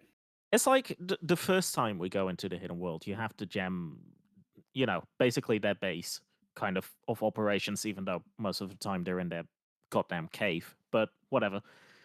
In the first season, when they go down to like the gem area, I don't mind it if they had that aesthetic all over, but they just ditch it, like basically immediately. They had a sun. Like an They had a actual sun. Not sunlight. Yeah. A Yeah, sun. yeah, they have a sky underground somehow.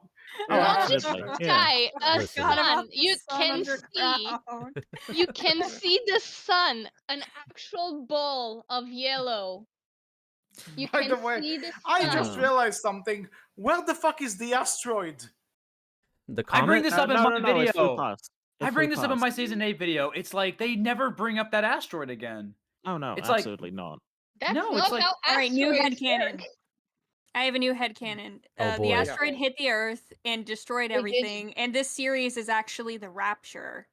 Yo, I respect We're it. in This hell is right it. now. Welcome to my It world. didn't now. hit You're the doing it. Earth. Didn't you see in the intro animation? It just past the Earth. No, I mean Yeah, I'm it's not. joking. She's joking. The Obviously, crazier you get with the theory, though, it doesn't matter. It's great. That's That's the not point. how asteroids work. If an Also that. asteroid passed the Earth, you would have tsunamis, not Mariana Trench in the mountains. Right. Like that. That's Why wasn't it you just an think- earthquake that wanted ever? Why wasn't it just an and how earthquake the that made fuck everyone did want to? Olivia predict it was gonna happen? She's a geologist. Mhm. She's like Well, on the ground with rocks. microscopes studying rocks. How did she know that an asteroid was gonna open Wait, up? wait, She- that's the She was an trying. asteroid She was is a trying to rock, prove. Audrey. She was trying to An prove that asteroid the Earth is is a flat. Oh, I see. I You know, see. since we're in that I just- topic, my most I just hated want thing to about point this show. out, Go and ahead. I'll one wait. second, go because ahead. it's on the topic, about facts that this show got objectively wrong, and it boiled my blood. June said that Loki imprisoned his daughter in hell. If Oh. if you go to Google and type in the question, who imprisoned Loki's daughter in hell? You get a straightforward answer from Google that says Odin. I Like, did the same thing for Jormungandr too. dude, that well, Jormungandr is a play on the mythology, so it's not the actual mythology because Oh, it is. that's not no, I mean the Jormungandr in the show because that snake isn't Jormungandr. It is. That's what they're Well, What implying. Jormungandr is supposed to look like. They got it No, wrong. what she means is that it's so bad that it doesn't live to the namesake. Like she refused to call Oh, it that. I see. I- Okay, I I see what you called it mean. a worm the entire Right, because I was about to podcast. say, it's like, considering everything surrounding it, how it survived being in prison for 1,300 years without food or water, anything, the only logical explanation is that it is, in fact, the Norse legend. That's like the only logical explanation for everything. Hiccup would come by and it's like, hey, here's some fish. Enjoy. Smaller than half the giant dragons we've seen in the. Well, Then That's touch his smaller than the nose. Screaming Death. Right. so I think actually throughout this Tauriel just basically told us all the stuff that she hates about this show. So you basically I answered have. the question. I didn't say that. I didn't say the thing I hate the most about the show yet. Go Okay, ahead. but so go ahead and then Wolf will answer and we can Sure. we can move on. You sure? Sure, no, go Yeah. for You it. Oh, sure God. you want Yeah. to hear me rant about this? Do Go it. for it. Do it. Okay. We'll We are put you on here. We are time. here to cleanse ourselves. We're here Do to it. purify ourselves. I'm just gonna make dinner while you do this. Do Okay. it. You Do do? it. Okay. So, how to train a dragon? Oh, come Oh. on, RaisorBlade. How to Train a Dragon is at the base level a story about the connection between humans and dragons, right? Mhm. Yes. That's Sure. I didn't the know this was core. participatory. That's the core of the franchise. That dragons are intelligent beings and can coexist to a certain degree with humans. Mm-hmm. They're on the same level. They're both dominant species of the planet. This show treats dragons like fucking circus animals. Like, My bad. come on. Because in the original franchise, the thing that draw me to the franchise was that back then in 2013, I was really passionate about dinosaurs. Real short backstory about me. And I just so happened to watch Riders of Berk on TV. And dragons, dinosaurs, close enough. And they were always treated as animals that could exist in real life if evolution would have allowed it. And they had the classification into classes. They had behaviors that are similar to real life animals that they included in the show. They fish legs, just the human encyclopedia of dragons. And this show doesn't even bother to treat them like actual breathing intelligent animals that the franchise did before. Like, take the main five dragons. They're taxes. They're not beings. They just serve to move the human characters around in the hidden world and occasionally shoot some fire to help them fight off whatever dragons or villains they are fighting. And They were that's pets, essentially. not even pets, because uh, other than Alex and Feathers, you don't see them treat the dragons like take Journey to the Snow Canyon since we brought it up. Hmm. The plot of that episode was one way we're dying from exhaustion or something. But they Or weren't, something. yeah, because it was never really explained. They were It so wasn't tired of focused. having to carry June around. Yeah, we all would. Yeah, go on. All that But they pressure. were never the focus character. None of the dragons were. Maybe Webmaster in Web's Masters, but even so, it was the relationship between Eugene and Webmaster. Every dragon from the original franchise had an episode dedicated to themselves, not the human riders, the dragons. And this show doesn't do that. It doesn't have the decency to treat the dragons like actual intelligent animals. It doesn't even treat them like animals. It treats them like taxis and weapons. Like, hell, do you remember that line that Alex said in the first season that humans would exploit dragons or some shit? That's what they do in the show. I just look back on season 3, episode 1, where June was bitching at Tom, saying, like, he's not an animal we can use. But Yeah. Motherfucker, that's are you what serious? he's been doing. And Uh, also, this is a small rant that doesn't have to do with something that happens in the show, but John Telegan is shit at classifying dragons. Because every single season, me or other people were asking him about the classes that the new dragons were in, and he just said some random classes because he put the Snowtail, an ice-breathing dragon, in the Stoker class. Like, how the hell do you do that? oh, okay, let's see. I have an arrow here. Here are all the types on the board. Okay, let me know that. I'll answer that. I think it's To pretty be- obvious how he does that because it's not the most egregious way that he's gotten the original franchise or the lore of the I dragons wrong. know, but He that's the literally one that got pisses Snarl out me. and Fishless I confused with each know, other. but that Oh no! In an pisses episode me. he wrote, wasn't it? Yeah. Yeah. Right. Yikes. And what pisses me off is that this is what drew me to the franchise, the way the dragons were treated like animals. And that's why I joined the wiki, for fuck's sake, to document the dragons. What I So- know. else I can feel like Race to the Edge did this a little bit as well with the Terra Mill and the I mean, what is the watch even- again? Nighters. Yeah, but that's Yeah. also inspired by real life animals. Have you heard of the passenger pigeon? I have. No, I One, have. one, yes, and two, they don't do it to as there's still like a logic to it. It's not that every dragon is gonna deliver mail now. Yeah. There's a bit more thought put into it. Mm. I And get they that. explained it. Like, I think it was in Defenders of Berk when the concept was introduced. Listen, Tauriel, Yep. it's great to hear you say Explained that, but we I- just we need to get going because we have a lot to talk about. So You said that I could rant, so I ran. and you ran it. Go ahead. I'm just saying we also you. Wolf needs to talk, and we have a lot of other categories to talk about. I know. we Rant can- over. There you go. Thank you for But- coming to my TED talk. but for the record, I agree with everything you said.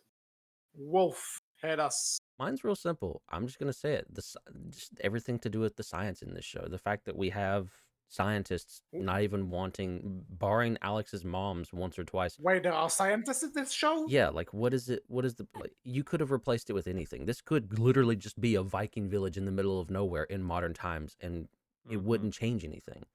So the Right. science part, the fact that we have actual supposed scientists more interested in a fucking rock than fucking dragons, like what? And that's gonna make you rich and famous. A fucking rock, not the fucking dragons. Can we talk No, just- like no. That's probably my least favorite thing about this show because it's just why Right. It's like if we talk about in season 3, or sorry, not season 3, season 8, episode 3, where Tom is finally like, you know what we need to do? We need to use this multi-million-dollar company to synthesize speed stinger boom so we can stop Jormungandr. Great, Tom. What are we gonna do? We're gonna steal a fucking baluster, a fucking crossbow from medieval ballista. We're gonna steal a fucking ballista. I'm like, really? Yeah, Money really. is no object. What I love about that too is Bitch is out here just like creating a whole goddamn lab out of her ass, apparently. But like I don't know where she got all that equipment and Amazon Prime. the dynamite or anything. but these researchers can't do shit. I showed a clip when I first joined this thing where it was like, it's like, wait, SpongeBob, we're not cavemen. We have technology. It's like, oh my god. But not only that, Audrie, you might be right because we saw Buzz shove the Book of Dragons inside his ass. So it's canonical in the show. Humans can store stuff in their ass if they want to. I still can't believe Oh my god. they let him put the book away and then turn the camera around. Yeah, it's so funny. I guess Kingdom Hearts is light or some shit. I don't know. Anyway, moving on.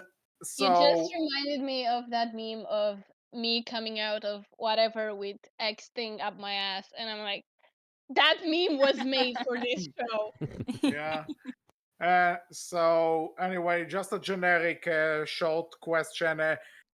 Favorite and least favorite seasons. I'll say least most hated actually season 7, least hated season 6. I don't even know. Probably the same for me. I don't know. I think seasons 1 and 6 are a tie in being the quote unquote best seasons. Season 7 is absolutely the worst, without question. Season 7, really? There was everything about season 7 just left me with a bad taste in my mouth. It was the season that made me the most angry. Season 7, episode 2 is the worst episode in the show for me. Probably, yeah. Like, I said this before, it's like Big Hero 6 series is still to date the worst show I've ever seen. Even worse than this one. But really? Oh, that makes me interested. Season 7, episode 2 is worse than anything from Big Hero 6 series. So that's quite an accomplishment to me. Mm-hmm. Audrie, what do you think? Oh, this is such a tall order. It's like picking between your children, right? Yeah. Which child's your favorite? No, it's like picking between which mosquito to kill first. It's like which child? It's like which child do I hate the most? The one I abandoned or the one I murdered? Well, when you put it like that. If I had to pick a favorite season or a season that's like the least worst, it's probably between seasons 5 and 6. I'm pretty sure I say in my season 6 review that this was the least offensive one, so it's probably 6. In terms of worst season, I will say it again. I know I said this in our season 7 video. I don't understand why everyone loathes season 7 so much in comparison to the other seasons. I'm like, it's been this bad the entire time. Like I don't know why I'm the only person who like felt that way about it. But I think it's because season 6 was better, quote unquote, than the others, and then season 7 was bad again. So season 7 was more pretentious. I guess there was just something about 7 that because in any like I was also considering saying maybe 4 because of that lag, but season 4 had the first 2 episodes which were somewhat alright, so I can say it's my least favorite, and season 8 at least has the decency to be the final one, so I'll appreciate it for that. So season 7 is just the one that where nothing was redeemable. I just didn't like anything about it. Interesting. Okay, because for me, well, not necessarily to all those points, because there is one singular episode in the season I'm going to say is my least favorite that I really love. But there was so much else shit for the rest of the season that it immediately in my brain goes to the bottom of the fucking barrel, and that is season 4. I know it. Yes, because in that season we had Journey to the Snowcano, so that's immediately like it's on the bottom. And then beyond that, we have the whole hidden world sequence with Tom and Thunder finding Thunder's family and all the shitty Hiccup was down here lore. You got the mural on the wall that's just John Telligan's self-insert, and then you have the leg incident. So I yes, was for about me, to say. season 4 is easily the fucking worst. But I will say though, season 4 is like in my top, in my bottom of the list, right? It's My just top bottom. yeah, I got confused. I Sorry. love Here, but- Uncharted Territory. It's one of the best episodes of the show, but it could not save that season even if it tried. Oh yeah, man. Well, And I It know that a lot tried. of people agree with me too, because that video, the way that my Nine Realms reviews have gone so far is from order of season 1 to, season 6, as I've reviewed it since. The views for every single one of my videos, like the first season is the highest, the second season is the second highest, and it's like in that order on my channel. The only anomaly is season 4 has more views than season 3 for my How- reviews. How much do you want to bet it's because of Toast? I feel like Toast probably contributed a lot, but I also think it because of that leg incident and all the shit that goes on in Snowcano, people hate it as much as I do, and so that's why they're consuming it more. So I have to assume that's the reason. Half those views Yeah. are mine, Audrey. Yeah, exactly. Like So when I need some background noise, I go to your season 4 review. I appreciate I'm that not very kidding. much. Like between all the reviews, I just go to the 4th season. Actually, I'm very proud of that one. I get a I lot of will comments saying say- this is background noise for me. Like, I hope you're not offended by that. I'm like, I am so proud of being a background YouTuber because that's the kind of shit that I watch. So I Yeah. appreciate that. I will say, I think though, if we're on I think the one moment I keep going back to is now from your season 6 review, where you just break and you go, "They made them white again," and that always cracks me up. Oh yeah. They forgot to make him black.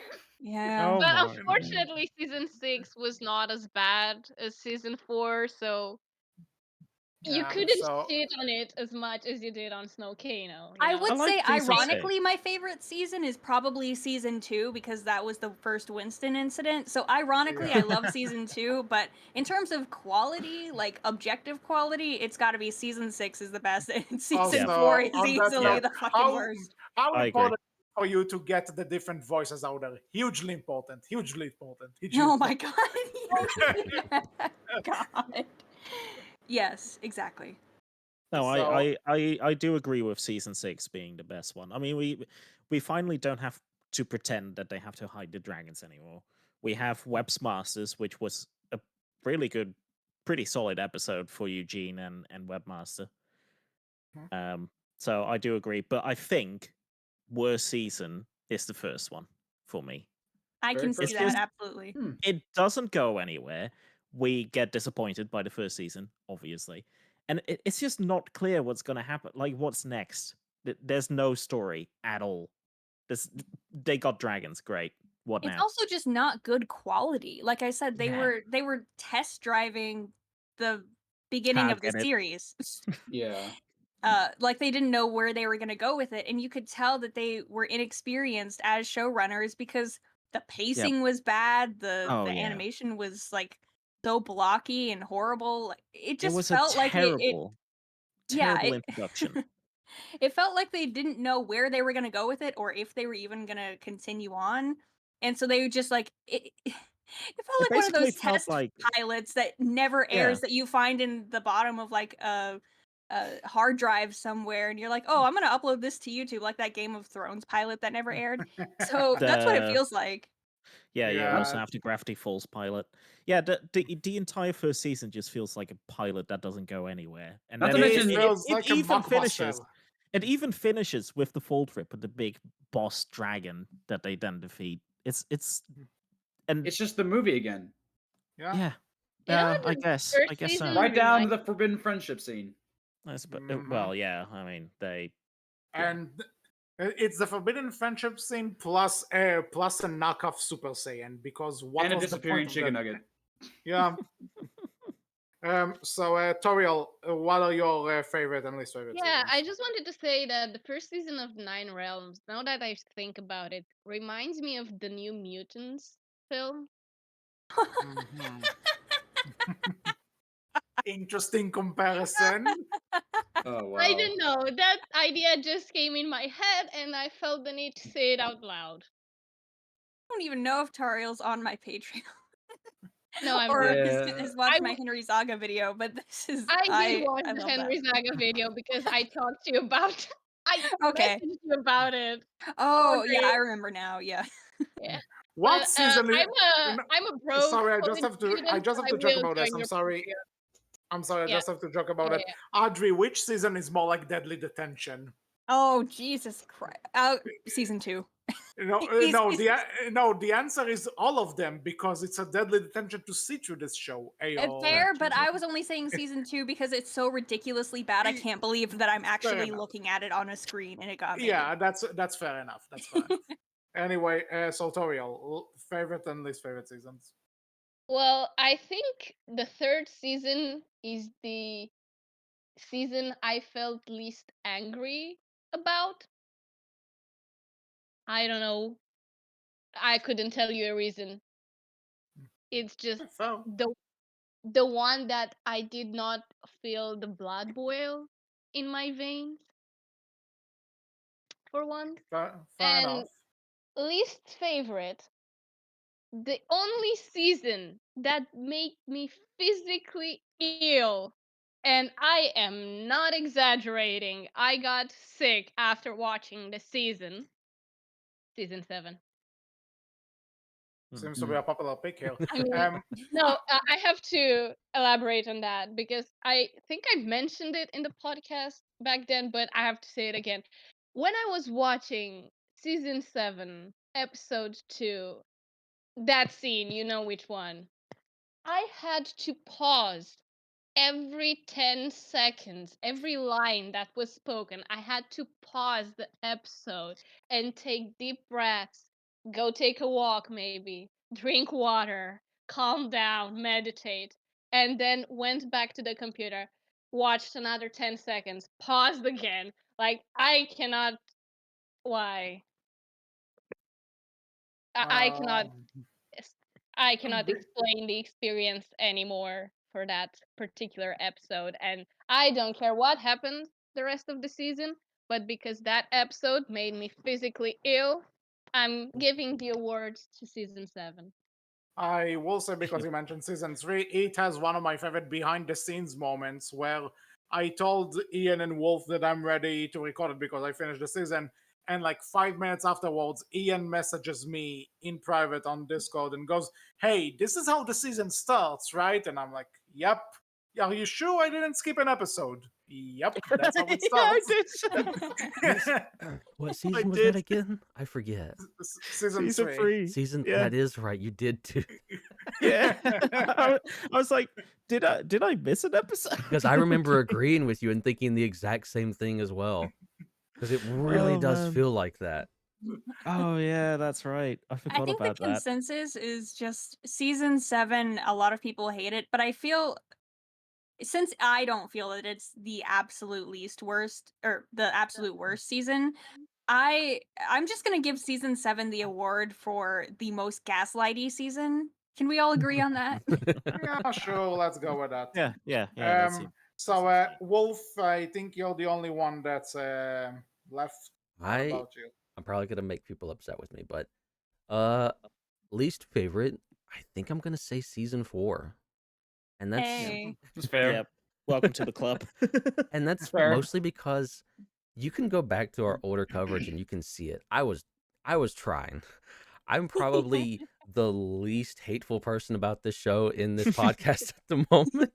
And I tried for season 1 through 3. I tried to be like, I'm gonna be nice. It's early days, maybe. Like Riders of Berk, Defenders of Berk, they had their little rough patches too. Maybe this is just the rough patch and it'll get better. Because we got Race to the Edge later, and it was really good. So maybe it's the same. And then season 4, and just Journey to the Snow Kano, man, like that. Wow. It just takes it so far down, and it's just That one episode kind of turned me against the entire series, it but it's not broke just walls. that, right? It was just a bunch of things building up to, and then that's just like, okay, nope, it's done. Favorite, like So more liked season? I think I might give it to season 2, a little ironically, because like there's some stuff there that I like, but there's also I understand a lot of it's bad, but I kind of like how bad it is looking back. before we continue, I just want to say, Tauriel, shame on you for dragging our Lord Lin-Manuel Miranda into this. He's too good to be compared to this show. No, he's I not good was enough until he searching for makes the a. picture for the past Whoa. half hour Wait, since what I do we want him mentioned to it. do again? We Oh, want him sing the to Rescue Riders sing the intro. rescue. No, Yeah, no, moving forgot on. about that. Yeah, So, Hey, we Wolf, could be praised. wanna put it on the screen? Oh man. so anyway, I know that at least Audrie is planning on. I'm not sure about RaisorBlade, but Wait, before we move on completely, I just want to ask, Wolf, you said that season 2 was your ironic favorite. Do you have a non-ironic favorite? Oh, you're asking a hard question. I'm only asking because you said, okay, this is probably gonna, some people are probably gonna not agree and this is gonna make people mad. Then you said the exact same thing that I said. So I I'm know. like, wait, what? So I just wanted to He make just sure. has a script, okay? He has to stick to it. So hard. Like that's kind of the problem. I don't know if I can pick one. If Say not, we season can move 7. on. I was just curious. can 'cause move it sounds on. Say like season a- 7. I got one though. I'm not gonna- I'm I got an ironic favorite though. Say season Okay. 7. That season 7's my favorite.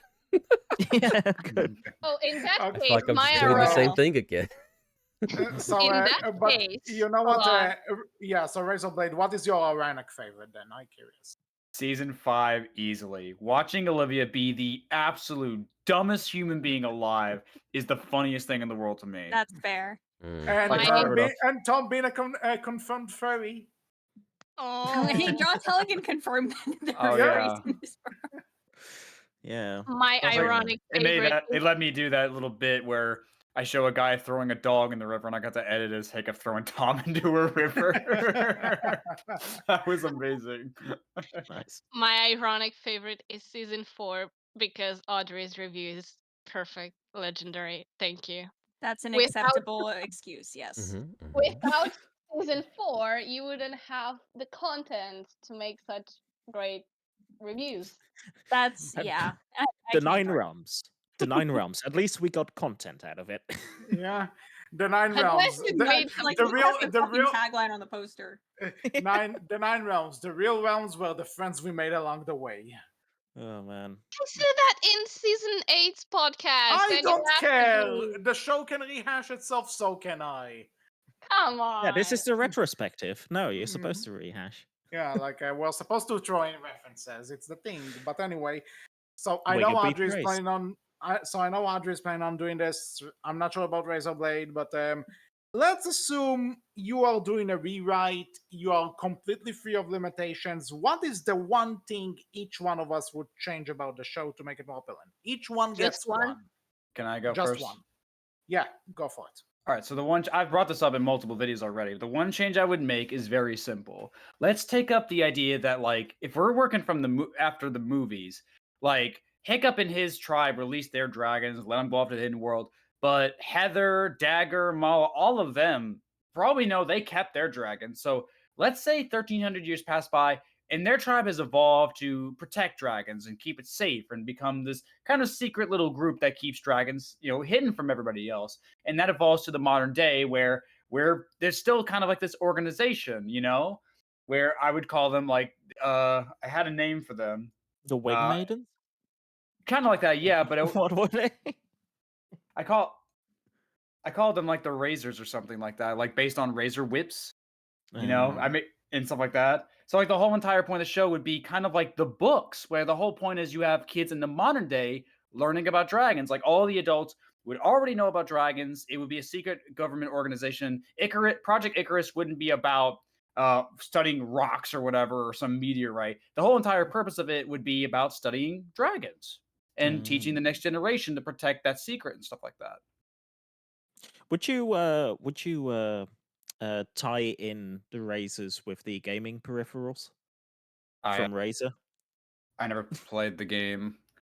No, it's gaming peripherals, it's keyboards and stuff. Razer is Oh. a company. It Oh. was I a don't dumb know. joke. We should Oh. continue.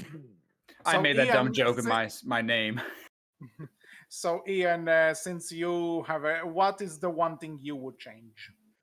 Oh, fuck Ragetown. Honestly. I don't Wait, hold understand. on. The original... Literally or figuratively? It's I a Both. don't know very how I do it to important buildings, but Yes. yes. No, it's so dumb. I thought the Hidden World Yes, was supposed to have... no. love, I, love the thing here, buddy. I thought the Hidden World was supposed to be some kind of giant hole in the middle of the ocean. But It no, moved. apparently now it's in some kind of crevice, whatever. Listen, in I don't science, it understand. moved. Just tectonic Sure. plates, and that's just how land works. It just moved. I'm not entirely sure of whatever. The comet Doesn't did matter. it. Listen, the comet did it. The comet did it. No, but even if it moved, right? I totally agree with a point that I'm not entirely sure who started it earlier, but why aren't we in a town or something? Why does it have to? There's no use of it being. It might as well have just been some children walking around in a forest and accidentally falling into the hidden world. What is the extra value of Breakdown? I don't get it. Just get that out of there. I don't. It needs a different setting than Breakdown. Agreed. So, Wolf, what is the one thing you would have changed? So, number one, to answer Audrey's question, season 3. I think I would say season 3 would be my most favorite, just because Yay. that's when we kind of get Eugene. That's when we get like a little bit more of Buzzsaw, and it's just this is Eugene before Eugene gets really bad, or they try to make him bad. I'm Right? glad we had that roundabout for you Oh my god, answering my no, I question. know. Hold on. You just reminded me of something. I know why season 3 is my favorite. Okay, Eugene and Buzzsaw AU fanfic. Oh, I forgot about Oh, no. that. They did have their moment, yeah, and it was actually pretty Yeah. fun. And season 3 also has just that really wild shot of Buzzsaw falling into that hole, and just how it looks like he's dragged into it. I believe is that one. Yeah. Hey, Casper, right. see a dead body? Also, actually, now I think about it, season 5 had this like a horror movie shot where the thing attacks Sled Bitch when she's Yeah. Oh yeah, Yeah. that was great. And speaking of, I want to point out because that Buzzsaw falls down the sinkhole and survives and ends up in the ice realm where there are actual mountains. How is he not? How does this work? Physics? There's also a sun down there, Yeah, so I Yeah. Bring that up. Mm, Why do you question the mountains There's a when you have sky. the I made a Because joke I about can. it, but at the same time, I think it's actually true because it's obvious that they sent everything to like some foreign company to animate everything and didn't tell them that it was underground. So that's got to be the only explanation. Yeah. Wanna know Again, something funny? again, let's just assume that I said it once, I'll say it again. The hidden world just works on Mario logic, honestly. Wanna hear They- something funny about that hidden world realms made by foreign companies?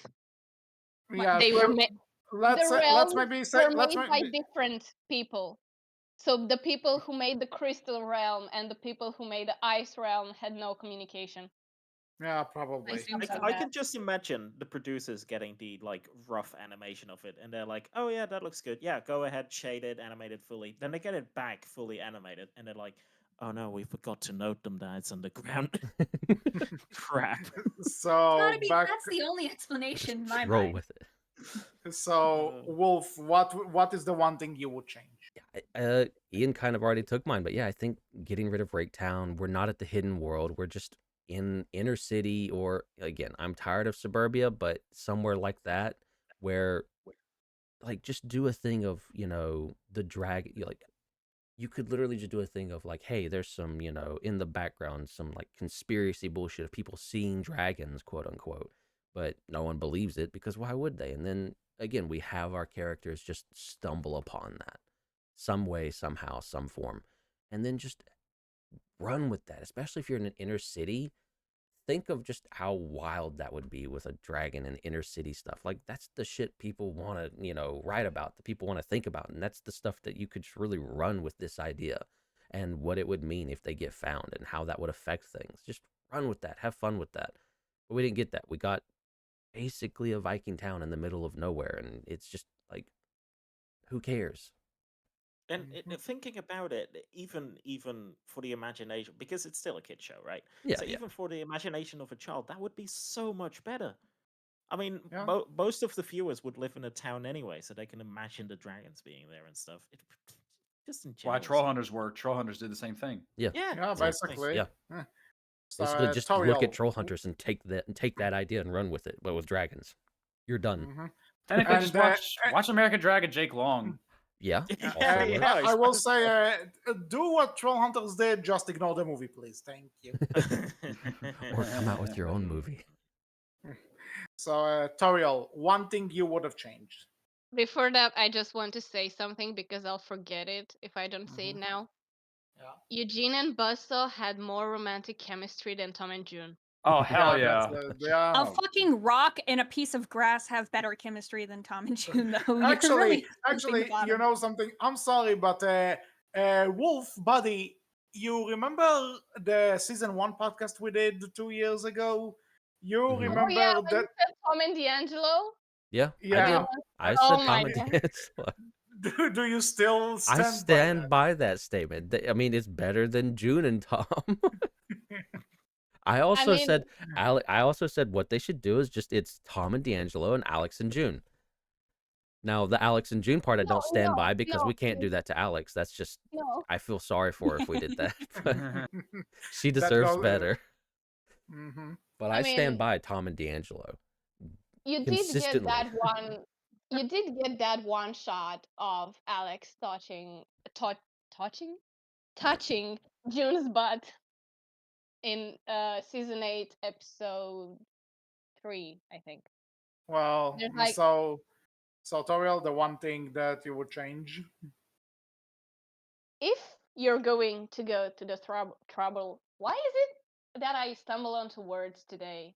It's okay. If you're we all going do. to go to the trouble of having a show take place in modern day, then use actual modern day concepts and objects and stuff in it. Why do we have swords and dragon scale costumes and I don't know anything else that Hiccup could have done 1300 years ago? Even Alex's tablet, that's the same as the Night Terror watches that they had in Race to the Edge. So I can't even give them points for that. Use some modern technology for the show that takes place in modern day. We haven't seen a phone in the show since season 2. Good point. This is the only one who uses modern tech, which is just a tablet. Yeah, and again, what she does with the tablet is things that Hiccup and the others were already doing it, but in other forms, like with sensors and stuff. Well, we see helicopters all the time. Yeah. We have dragons! What does the helicopter do in a show about dragons? It's modern technology, man. The wonders. Yeah, I guess. I mean, instead of going through the trouble of making the sword that resurrects thunder's lightning, fuck my words, what is with me today? Lightning. Why not go the Jay Baruchel way or whatever he did in the Sorcerer's Apprentice in 2010 in that film with electricity? Because I remember there was one scene where he put a thing on a car that shoots electricity. Have that in the show instead of a sword. That's modern day. Speaking of, there are no cars in the show at all. Well, Oh, there Jeeps. is. they There's don't, Jeeps, yeah. I There's remember a like van and there are jeeps, but there are no actual cars. And I'm like, what? Suppose not. I remember the Where are Nazi crashes one. I- To be fair, them RaisorBlade, please. not being any cars kind of goes back to the like, why the fuck are we in Rigtown? Because you have no Yeah. need for a car there, really. So like, Exactly. And they Well, also there's- had just one van. We know for a fact that they had one van because they said in season 5 during the freezing thing. They had one helicopter that they crashed immediately. Another one in season 3. Yep, that too. Where did you get it? How did Did Olivia? So, for the sake of just moving on, Audrey, what is the one thing you would have changed? I know you have an entire video planned, but just a small thing. HC, one sec, because I didn't Yeah, finish. sure. I was saying about the phones. I have a very specific thing that I want to mention that's very random, but it's the first thing that could come into my mind. There's another Barbie film. I'm sorry for mentioning Barbie, but there's another Barbie film where Barbie is a mermaid or something, discovers that she's a mermaid, and then uses her phone to search things on Google from myths and legends from the mermaids to find actual real locations. And I thought that was a cool way to integrate modern day technology in something that's supposed to be mythic, legendary, unreal elements, you know? So why don't they use phones for stuff? Why don't they call each other or take photos of stuff? Why aren't phones used in a show that apparently takes place 300 years in the future, because it certainly cannot take place in modern day with that timeline? Well, I guess we'll never know. So, Audrey, what is the one thing you would change? For you have no limitations. Just one thing is really hard because, like you said, I am working kind of extensively on a thing like this. But I guess I would just say the number one thing that irritated me in the original show, where I just sat there wondering, how can a showrunner or a screenwriter sit here, put this on paper, and even if it's for children, think that it makes sense? And that is the idea that Hiccup's descendant miraculously ends up at this place on Earth where, I mean, you have all these coincidences where they find the dragon box just because an earthquake happened beside them and the world opened up and they happened to find it. Tom happened to have this Viking helmet with the key on it, and he happened to find Toothless's descendant who he was connected to. It makes no sense. And I understand that going into this show, it is exceptionally likely that that was something they had to do going in because otherwise it wouldn't have been greenlit. So, the idea that Hiccup's descendant finds Toothless's descendant, let's just say that that was something that needed to be done, otherwise the show wouldn't exist. Okay, there are ways that you can make that make sense. So I guess what I would change is I would give Tom a reason to be in the position where he is, where he's discovering all of this stuff about his ancestor. And it can be as simple as he goes there knowing that he has some connection to this location in history, to this place where, you know, let's say they actually find the remains of New Burke. And that's where the show is taking place. And so Tom and Olivia are like, well, Olivia studies this because we have interest in our heritage and in our ancestors, and that's why we're experts on it, and that's why we're here. That makes sense to me. Does it make sense to you guys? Yeah, Yeah, definitely. yeah. Yeah. Absolutely. So there are ways that you can work around this whole, well, everything's happening by chance. Tom and Olivia just happen to be here. That is so infuriating because you're treating your audience like they're stupid. So that would be the thing that I change, number one. All right. Well, you only get one, so. Well, they're not. Everybody gets they're one. not. But I They're not think just there's there by one. chance. They're there for research. They're Oh. researching a rock that never gets Stop. brought up again. Stop. They're No. not exactly. even No. researching the rock because they discovered the dragon site in season 2. They were just Exactly. generally researching the fissure. Well, so I have each one of you said one. Now I'm getting one, and my one fix is very simple. Don't do it at all, you idiots. But okay, now I okay. think Wait. there is one jo- thing that all of joke us aside, would have, like all of us can agree on, that I would make know the it show was a in. joke. No, It no, was no, a not joke. It not was a couple. not this. I mean, there's one thing that I think all of us can agree on that would make the show infinitely better. Tom and Alex. knew you were For gonna say fuck's that. sake. Oh, giggity goo. That would be number 2 on my list, by the way. Fair. Well, that's the unofficial number 2. But if I had to choose like one really the one thing I would have changed, we kind of talked about this, but you know what? I'm gonna say it again, and I'm gonna say this: don't have any connection to the original franchise. Maybe the one thing I would accept, making Thunder a Nightlight, that this I could jive with, because don't go with this design, right? Because it looks fucking awful. But Thunder being a Nightlight, okay, fine, I get it, because Toothless is like the face of this franchise, so we need the same marquee basis. But everything else, what does it have to do with anything that Hiccup went back to the Hidden World to have more adventures and go Donatello on Gorgidel? What does it have to do with, why do we need Tom to be related to him in order to explore that place? Why do we need all of these references, or for Tom to be more like Astrid than Hiccup, or all of that bullshit? Do the one thing which is making Thunder a Nightlight, and that's it. Do your own thing. You don't have to connect it. That'd be a big change I think I would pick too, is that, yeah, like your only connection back to How to Train Your Dragon in general is the dragons themselves. Is that we see old designs we've seen before, we see old dragons we've seen before, but that's it. The characters, Maybe even the hidden world. That's fine.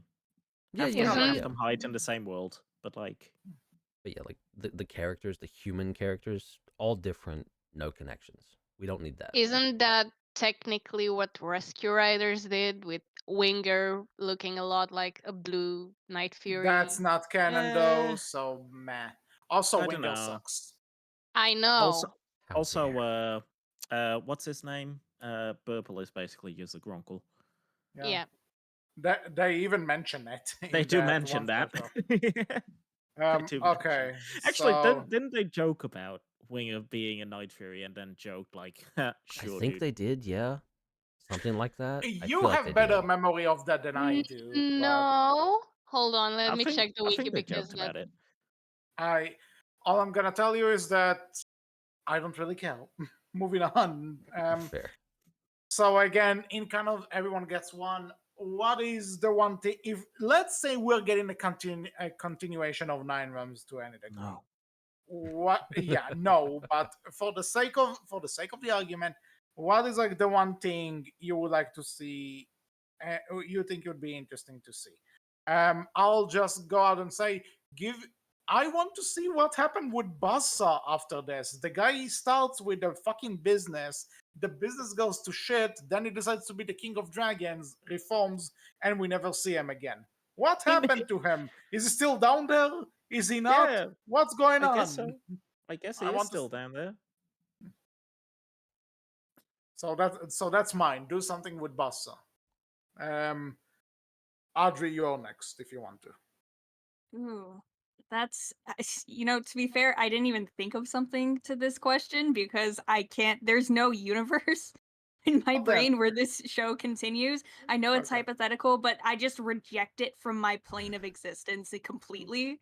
Fair. Fair enough. So Same. if I had to say something, I would want to, of course, see more Eugene and Alex, at least platonically, maybe romantically, if that's where they decide to go with it. Which, according to John Telligan, is what they were insinuating. But, man, if I had to say like an ironic thing, I would want to see where June and Tom end up in several years. I just imagine them, and I was gonna save this for a joke for my review, but you know how the very ending of the show we got all that concept art of where the characters are after the fact? Yeah. And D'Angelo is like a veterinarian in Africa, and Plowhorn has babies, and Eugene and Alex are playing chess at a cafe or something. She's like berating him because he beat her at the game. I wanted to see one where it was like Tom and June in couples therapy, and she has like a gun to his back or something. Oh my god. And like Tom's Please- like smiling, but he has tears in his eyes because he's terrified of Like, help Please, me. please tell me you've commissioned this piece because I this sounds like something that needs Gotta to get be Angelica hey, to do it. hold on. Hey, Leffy, I But- have an idea for you. Isn't Oh that man, wouldn't that be just Jessica Jones, the show? I What haven't about seen it. What about the show? What about Jessica Jones?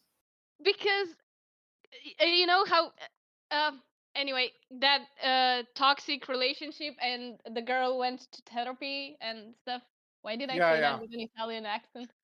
Hmm. I Um, get what you mean, though. but that you could argue, especially since the guy wears purple all the time. Mm-hmm. Mm-hmm. I see your point. So that would be what I would want to see, because you know where that relationship is going. and I Okay, you just- know what? it'd be If so I good. may, I have an ironic one just for the hell of it. June becomes a fucking Sonic fan. Trust me, she's the perfect definition of that Oh fan my base. god. She getting into Why? arguments online about the most pointless fucking shit. Somebody write that What, fanfic for me, like- please. She'll also Like the like Star show. Wars as well. Yeah, I was like, about to say that. Is no, What, no, it, no. are Make her a we, YouTuber. Make her a fucking YouTuber that like hates everything that's popular. Hey, Sniper Wolf? will she put arguments in of about why Shadow the Hedgehog the game is good? You know what? I hate her so sure. Okay, she great. would be Sniper Wolf 2.0. No, like Oh, actually, no. no. Actually, better, Ian. I think she would be one of those people who would do this thing, this trend of Sonic 06 wasn't as bad as everyone Oh. made it out to be because there's Oh, a character in that game who's legit hell. So yeah, that's my headcanon. Wait. Wait, never mind. That's not a discussion we should be. I'm referring to Elise anyway. Really? So Okay, yeah. whatever. Doesn't matter. So you know what, Ian? You're here. What is the one thing you would see as like a spin-off or continuation of this show? What would you choose? Olivia immediately crashes the helicopter. He Yeah, did. fair enough. He did. Same. He did. Yeah. That's right. the last scene of the show. I mean, Okay, right? the video. I mean, the clip I uploaded of Toothless and them dancing. You do realize it's a burning helicopter, right? Oh shit! It is. Oh my Mhm. god. I did not. No. I don't know, mate. I don't think they're gonna do anything if they would continue, which we all agreed they're not. Hopefully, maybe for our sanity. I would Olivia love crashed the helicopter for our sins. it. Actually, it I was would Tom. love Tom it. took over it. Yeah, I would Tom- love it if we focus on Alex just developing this chat app and it just becoming this Silicon Valley series. You know, the HBO show? It just becomes Silicon Valley with Alex's chat app. And it's just Oh my god. oh man, that'd be I amazing. guess they don't have instant messenger in this universe or anything. I guess- which I we were guess Come not. talking on, Yeah, about that'd yeah, be earlier. amazing. It would focus on Alex, which we can all agree is great. And it would actually develop an arc, which we all also Oh, agree. something It'd else be good. that it's not something I would want to see because I don't want to see anything else come out of this show. But if there was a continuation, you know, Sled Bitch is coming back. She didn't die. Somehow she survived her fall. She's gonna come out What? actually looking like Gollum. No. Oh my No, god, it's Vigo. no, it's Imagine if she's coming back with her face card like Vigo. Oh my god, I No, would no, no, fight no, no. John Teligan It's- in the street.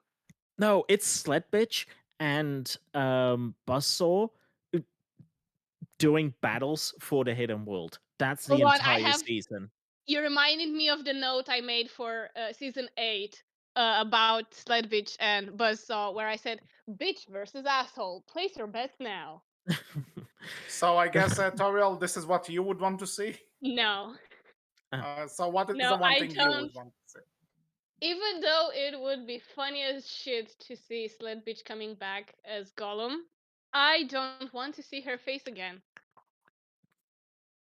But if So- we're on the ironic side of things, I joked a while ago with Audrie about this because a year or so ago, when the show started releasing, I asked John Telegan if June's eyes are actually naturally purple or she's wearing contact lenses, and he left me on scene.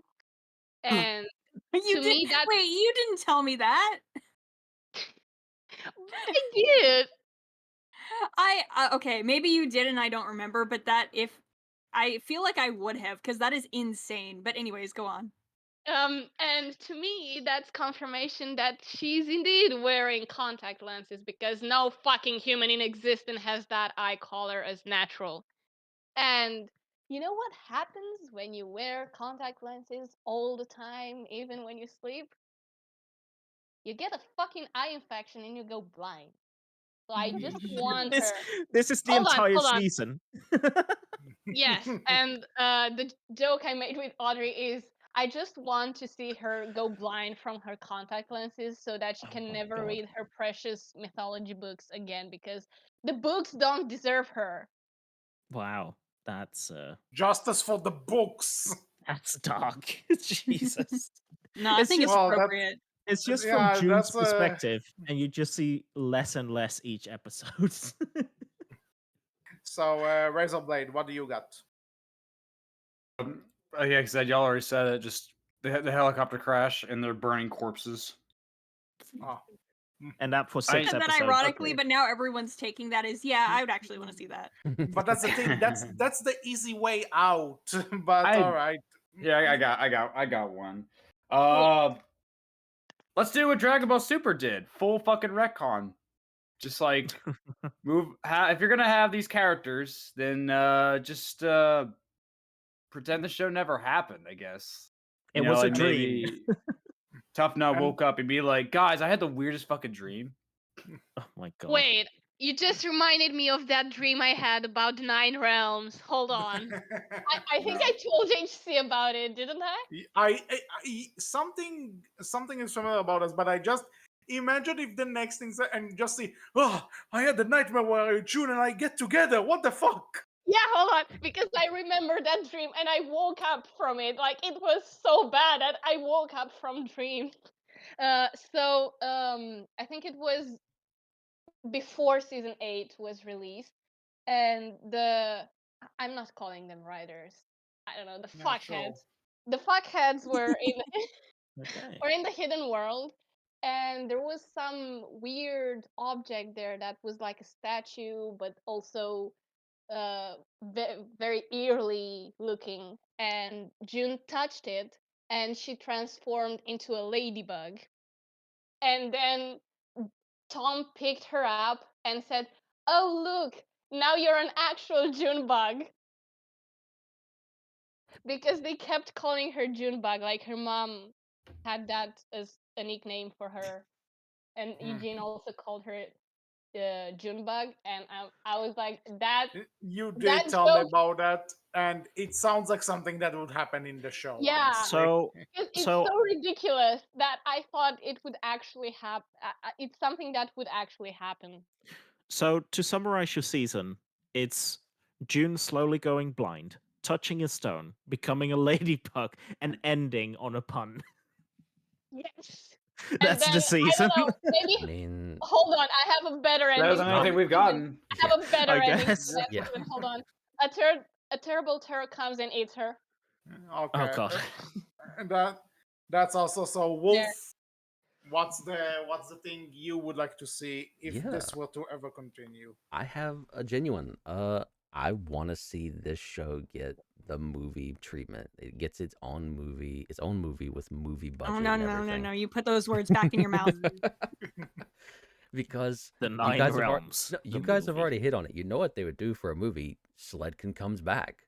That's what they would do for a movie, and I have no idea where that would go. And I want to see them come up with something for that because it For would hitting be her wonderful. head, she finally realizes, "Oh shit! I should just take a picture of a dragon and use that."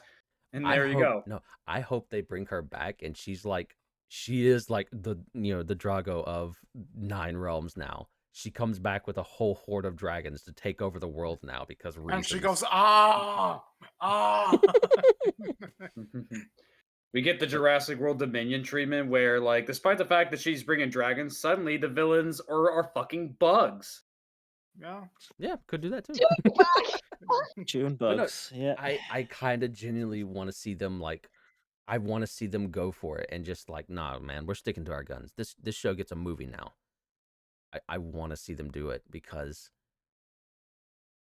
And I can't imagine and what this show would be like with a movie budget. It would just what? I want to see that. And somehow just cast Chris Pratt as someone in there just for the sake of pissing everyone off. Yeah, why not? Chris Pratt would voice Thunder. I was just about to Yes. say. I was just about to say. Oh man. Perfect. Wow. Perfect Heathen movie. Wald, Heathen Wald, here we come. Oh, Perfect God. movie. Since we're on the Tom and June having a toxic relationship in the future of the show, I just want to remind everyone of a Tumblr post I found that is not about Tom and June, but somehow describes them perfectly. And Wolf, would you want to put it on screen, or do you want me to read it? You can read it. I do think creators should engage more in whatever the opposite of ship baiting is. Less will they, won't they, more these characters are so fucking toxic. Can you imagine how repulsive it would be if they got together in canon? Because we, the writers, have that power to make you, our audience, suffer. This is a hostage situationship. I know it's supposed to be fun in this context, but it's too accurate and it's actually freaking me out. Yeah, I kind of agree with it though. They should do that every now and again. Give us relationships that are toxic. Show that shit. Yeah. Well, didn't Korra do that with Korra Mako? Kind of. In a way, yeah. Yeah. Yeah, that Don't a bad example. agree with the post, but I'm just saying that holy shit, it predicted Tom and June. And you know what? To some extent, I would even argue Shira to some degree with Catra and Adora. That's kind of toxic to some degree. I think that's a relationship that needs work, right? Yeah. That's one of those this could throughout the work, show- but you need a lot of fucking work to make it Yeah, work. But if you're willing to do that, yeah. I'm trying to think of examples. that's That's fair. the first thing that came to mind. No, fair. Okay, No, so this is just about Tom and June. I wouldn't want this in general media. mhm. But- So guys, we are at the end of this. Final nails in the coffin. Get just quick things that are left to say. Let's just wrap this up. That sounded like you were grabbing a huge list of stuff. I You're always, reaching behind you. Let's just quickly go through everything. yeah, because I'm saying quickly because we've been at this for 2 hours. Oh man. Yeah, again. It's also a metaphor for how the show wrapped everything up very quickly and very poorly. So why should we bother to do it better? So that was the Sorry. I don't know, man. Well, I guess we did kind of say everything that we have to say, so I'll start Yeah, by saying, I'll just say, I think the only appropriate way to end this is if we sing the official anthem whenever a season of this show premiered one last time. Fuck Which you, Thunder! You can suck my dick. Oh my god. No, Thunder doesn't deserve that. Come on. June deserves that. Fuck you, June. Yeah, Thunder isn't so bad. He's barely Thunder in isn't the so bad because he story. didn't do anything. Yeah, Thunder What didn't is- ask for yeah, this. no, but I just think because it's something that exists. I'm like, okay, you know what? It's funny. Might as well. Nah, June. You gotta I mean, replace it with because June. because of these kids' idiocy, Thunder got his, I don't know, grandfather killed. So if anything, No, his grandfather PayPal, Apple paid Pay. his Apple paid his his offer stay to him. Oh Oh man. my god. Oh I'm god. still not over how that looked like a glow stick. Yeah. Man, should we put in a class action lawsuit to DreamWorks TV Animation to pay for our therapists after this? Yeah, that was No, gonna I be my want. thing at the very end. Just my closing statements. The Nine Realms. I have still a lot to say about it, which I'm going to get to in my next reviews. But Eventually. if I have to wrap up anything on this podcast, it'll be this show gave me a brand new capacity for bad media, but it also gave me a lot of new friends. So I'm grateful for it. Yeah. Aww. Yeah, I thought that's you were basically going to it. say it gave you blind spots. I'm sorry. Bitch. Blind spots. It also made me Well, go blind, but I've accepted that. I am sorry, Oh Audrey. wow. But you said it Goddamn. was okay the last No, you're time. fine. Audrey, I you will take shouldn't all have the put blind those jokes. lenses in. I think she mentioned that it was even before the lenses, but Yeah. scientific experiment, go. Yeah. So, yeah, so I guess kind of like Audrey, I would say this was indeed a journey, not a pleasant one, but you know what? I met a lot of new friends through this. I got some stories to tell people about. Listen, you want to talk, you want to hear about a shitty show? I got something for you. And that's basically it. I guess it was fun coming on here and talking about it, and that's basically it. I think. RaisorBlade, what do you have to close the journey off? Oh man, what have I got to say? I think if there's anything I will be grateful to the Nine Realms for, it's that it did push my boundaries as a YouTuber. Because when I first started reviewing the show, they were short videos. They were only like 8 minutes long, maybe 15 minutes long. But then when I realized how popular they were, and they were making me a lot of money, I'm just kidding. That's when I I, mean, so All that no. yeah, Everything's about money in the end. Also this show. that's what that's why I decided to start putting more effort into the reviews and stuff like that. And now, the season 7 and 8 and season 7 review and the upcoming season 8 video, they're among some of my favorite videos that I've ever made.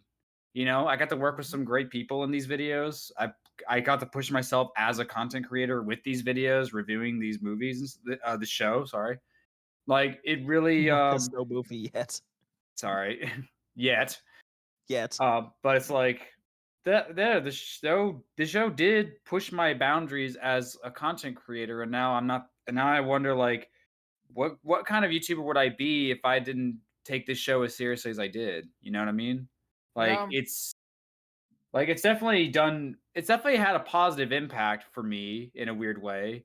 If not for this franchise, but definitely for me as a content creator and as a name on the platform. Because like when I first reviewed the Dragons on Arms, I had like 5,000 subscribers at the most, and now here I am with over 33,000. It's like crazy. It's been in its own odd way a nice adrenaline shot to a lot of different things within the fandom and in general. Did it intend for that? No, but Yeah, Rescue Nothing Riders was brings kind of a lull, and this was more of a bang. yeah. nothing I brings guess. people together agreed. more than something that's so bad that we all get around to hate it. Yeah, Yeah, that's very basic. true. It's true. Hate has a Yeah, And funny that's Hate rule has number a one of the internet. hate has a funny way of uniting people. yeah. In that regard, the live action movie will be very fun. Oh, Christ, I don't remind me. I really hope well, it's good though. I do. It's funny I because do hope it's good, but I I don't hope, know. but you know, it's I like. hope it gives me a lot to talk about. Mhm. it's funny And a because lot of they're dough. I know what it'll probably be, right? But I really hope that we don't get another. We need something good, man. This fandom's got to eat. What we've been Yeah. given has not been Well, good food. we'll get the theme park. That'll be fun. I oh yeah, guess. I forgot about that. Hello, If they welcome to don't the theme it after the live action. The amusement park could cost money, not make me money. Yeah, I suppose so. Funny Well, thing is that technically, the Razorblade, if you are going to see this movie, this will cost money too. Honestly, unless you are Oh, invited true. to like a press screening or something. But then again, a Well, theme park is more expensive than a movie ticket. So Yeah. well, look, you can contact Universal and be like, hey, I'm an ad trained dragon fandom. Do you want me to review you, Park? I'm sure it'll go well. Hey, I'm a real fan of How to Train Your Dragon. You gotta let me work on this, okay? Don't look at my Nine Realms reviews, okay? Shut Don't up. watch the reviews. Yeah, don't look at my fanfics. Stop Like, it. trust me. Don't listen to the title. I just clickbait Imagine- people. I like the show. Imagine if Audrie was requesting this and they looked at the YouTube page and it's just smash on pass the dragon. No. I Better will yet, be the no. manager of the adult section of the theme park. No, better yet, Audrey, they found your audition and they're like, oh, she actually auditioned to the remake. Okay, we've worked with this person before. Audrey, I man. just want to say that Smash or Pass traumatized me a lot. I'm getting a lot of comments saying the same thing. I got It one was earlier so that said, funny. It's I- great though. this is unrelated, but I got a comment today that made me laugh. It says, I see why this video is getting banned everywhere now. Audrey, that's disgusting with the last image. Why hasn't YouTube banned this video? What the hell? Which it hasn't been banned anywhere. I don't know what they're talking What about. the but fuck? I was a little shocked by your last pick, to be honest. It's All I'm great. gonna Finance say, a little bit of the point. all I'm Audrey, gonna all was the so say, financial funny. compensation for my eyes. Sorry. Okay, I do need to know, was it genuinely true that was the only image you could find of human hybrid toothless? You'll never know. Do you want to Oh, know? It's just a you could, Google away, you could, Ian. It's yeah, just a I was about Google to away. say, just True. Google it. No, Do you actually, want to go down that dark path? I take that No, I back. don't need Dragon Dong in my browsing history. Thank you. Audrey, I take that back actually, because I just remember that earlier today some troll posted a very damn, I don't even know how to describe that, but a picture, a fan art of naked Astrid on the wiki, and thanks to your video, I was not as traumatized by that as I would have been otherwise. So thank you, Audrey. You prepared me for such a situation. That is the weirdest compliment I've ever been given, but I'll accept it. It's a Might as win-win. well, yeah. So I guess this is all for this episode of the Berkcast. We hope you enjoyed it. My Then I'm thing, HC. Fun. what? Said my thing about the Nine Realm. I haven't said my ending thing Well, about the Nine. we all kind of started talking over each other, and we all basically said our thing. There was no real order, but sure, go ahead. I just want to say that this is the perfect example of, instead of character development, you have a character circle. You have a character this, assassination. no. This is, Many. well, not character. Hold on, I should have said story progression or whatever. There's the story arc that should start from one place and then evolve and get to another place, but this is just a circle. It started and ended the same way. So there was no journey. It all just went. But I have to give it points for Winston. I have to. Yeah, can we all just say a collective prayer, like to the Yeah. gods for giving us Winston? Yeah. All And praise. And you know what, Centipede. something I will end because I think I told this to Audrey, I say, off mic that I just noticed that whenever the Winston changes his colors, every time it happens, he gets further away from the center of the shot. Like in season 2, when it happens, he's like directly in the frame. It's noticeable. You see it there. In season 6, the two times in which it happens, he's visible, but he's kind of to the background. He's kind of to maybe you'll miss him. In It's become season an Easter 7 egg. Yeah, and then season 7, when it happens, like you need to really zoom in on that in order to even notice. So like I just like how you would think it would be like the opposite, that the fuck up would become bigger the more the show goes on, but nope, they actually like they scale it back almost like if, like Ian said, it's a fucking Easter egg. Actually, genuinely, I would believe it if they put it in as an Easter egg. Just like, well, nobody will actually see this little detail except for the people who go on about it. I mean, wouldn't be the first time they did that with the mildew-like character in Race to the Edge that Oh wasn't yeah, actually mildew. Mildew walked for Drago the whole time. Yeah, I but remember that. it wasn't him. It was confirmed by the showrunners that it wasn't the same guy. Yeah, It was just of misdirect. course, but the title alone is hilarious. Yeah. If Oh, they man. did that, I would give them points, but they never tried to do anything at all. It was I've seen fan projects that have $0 of budget that have better quality than this. Mhm. Well, with all that said, that is the ending to this episode of the Berkcast. I Hopefully. hope you enjoyed it. Is it though? Yes, it is. What are your thoughts about the Nine Realms now that it's over? The overall thoughts. You all can Or obviously is like it? it. Is it really over? Let's hope. I was gonna make a joke about.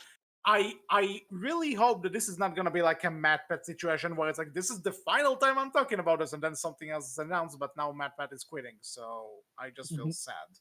Well, Rip. anyway, whatever your thoughts are on the Nine Realms, you can tell us all about it in the comment section below on our Twitter, which is Berkcast with a capital B, capital C, and on our Tumblr, which is Berkcast Team. Ian, where can people find you?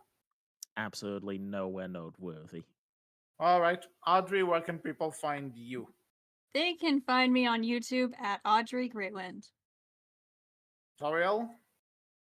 On Twitter, I think it's Tauriel of Mirk. And for anyone interested, I made a Hating June Cinematic Universe playlist on Spotify, which Wolf will be so kind as to link in the description, right? Yeah, sure, I can link it. And Not a problem. RaisorBlade, where can people find you?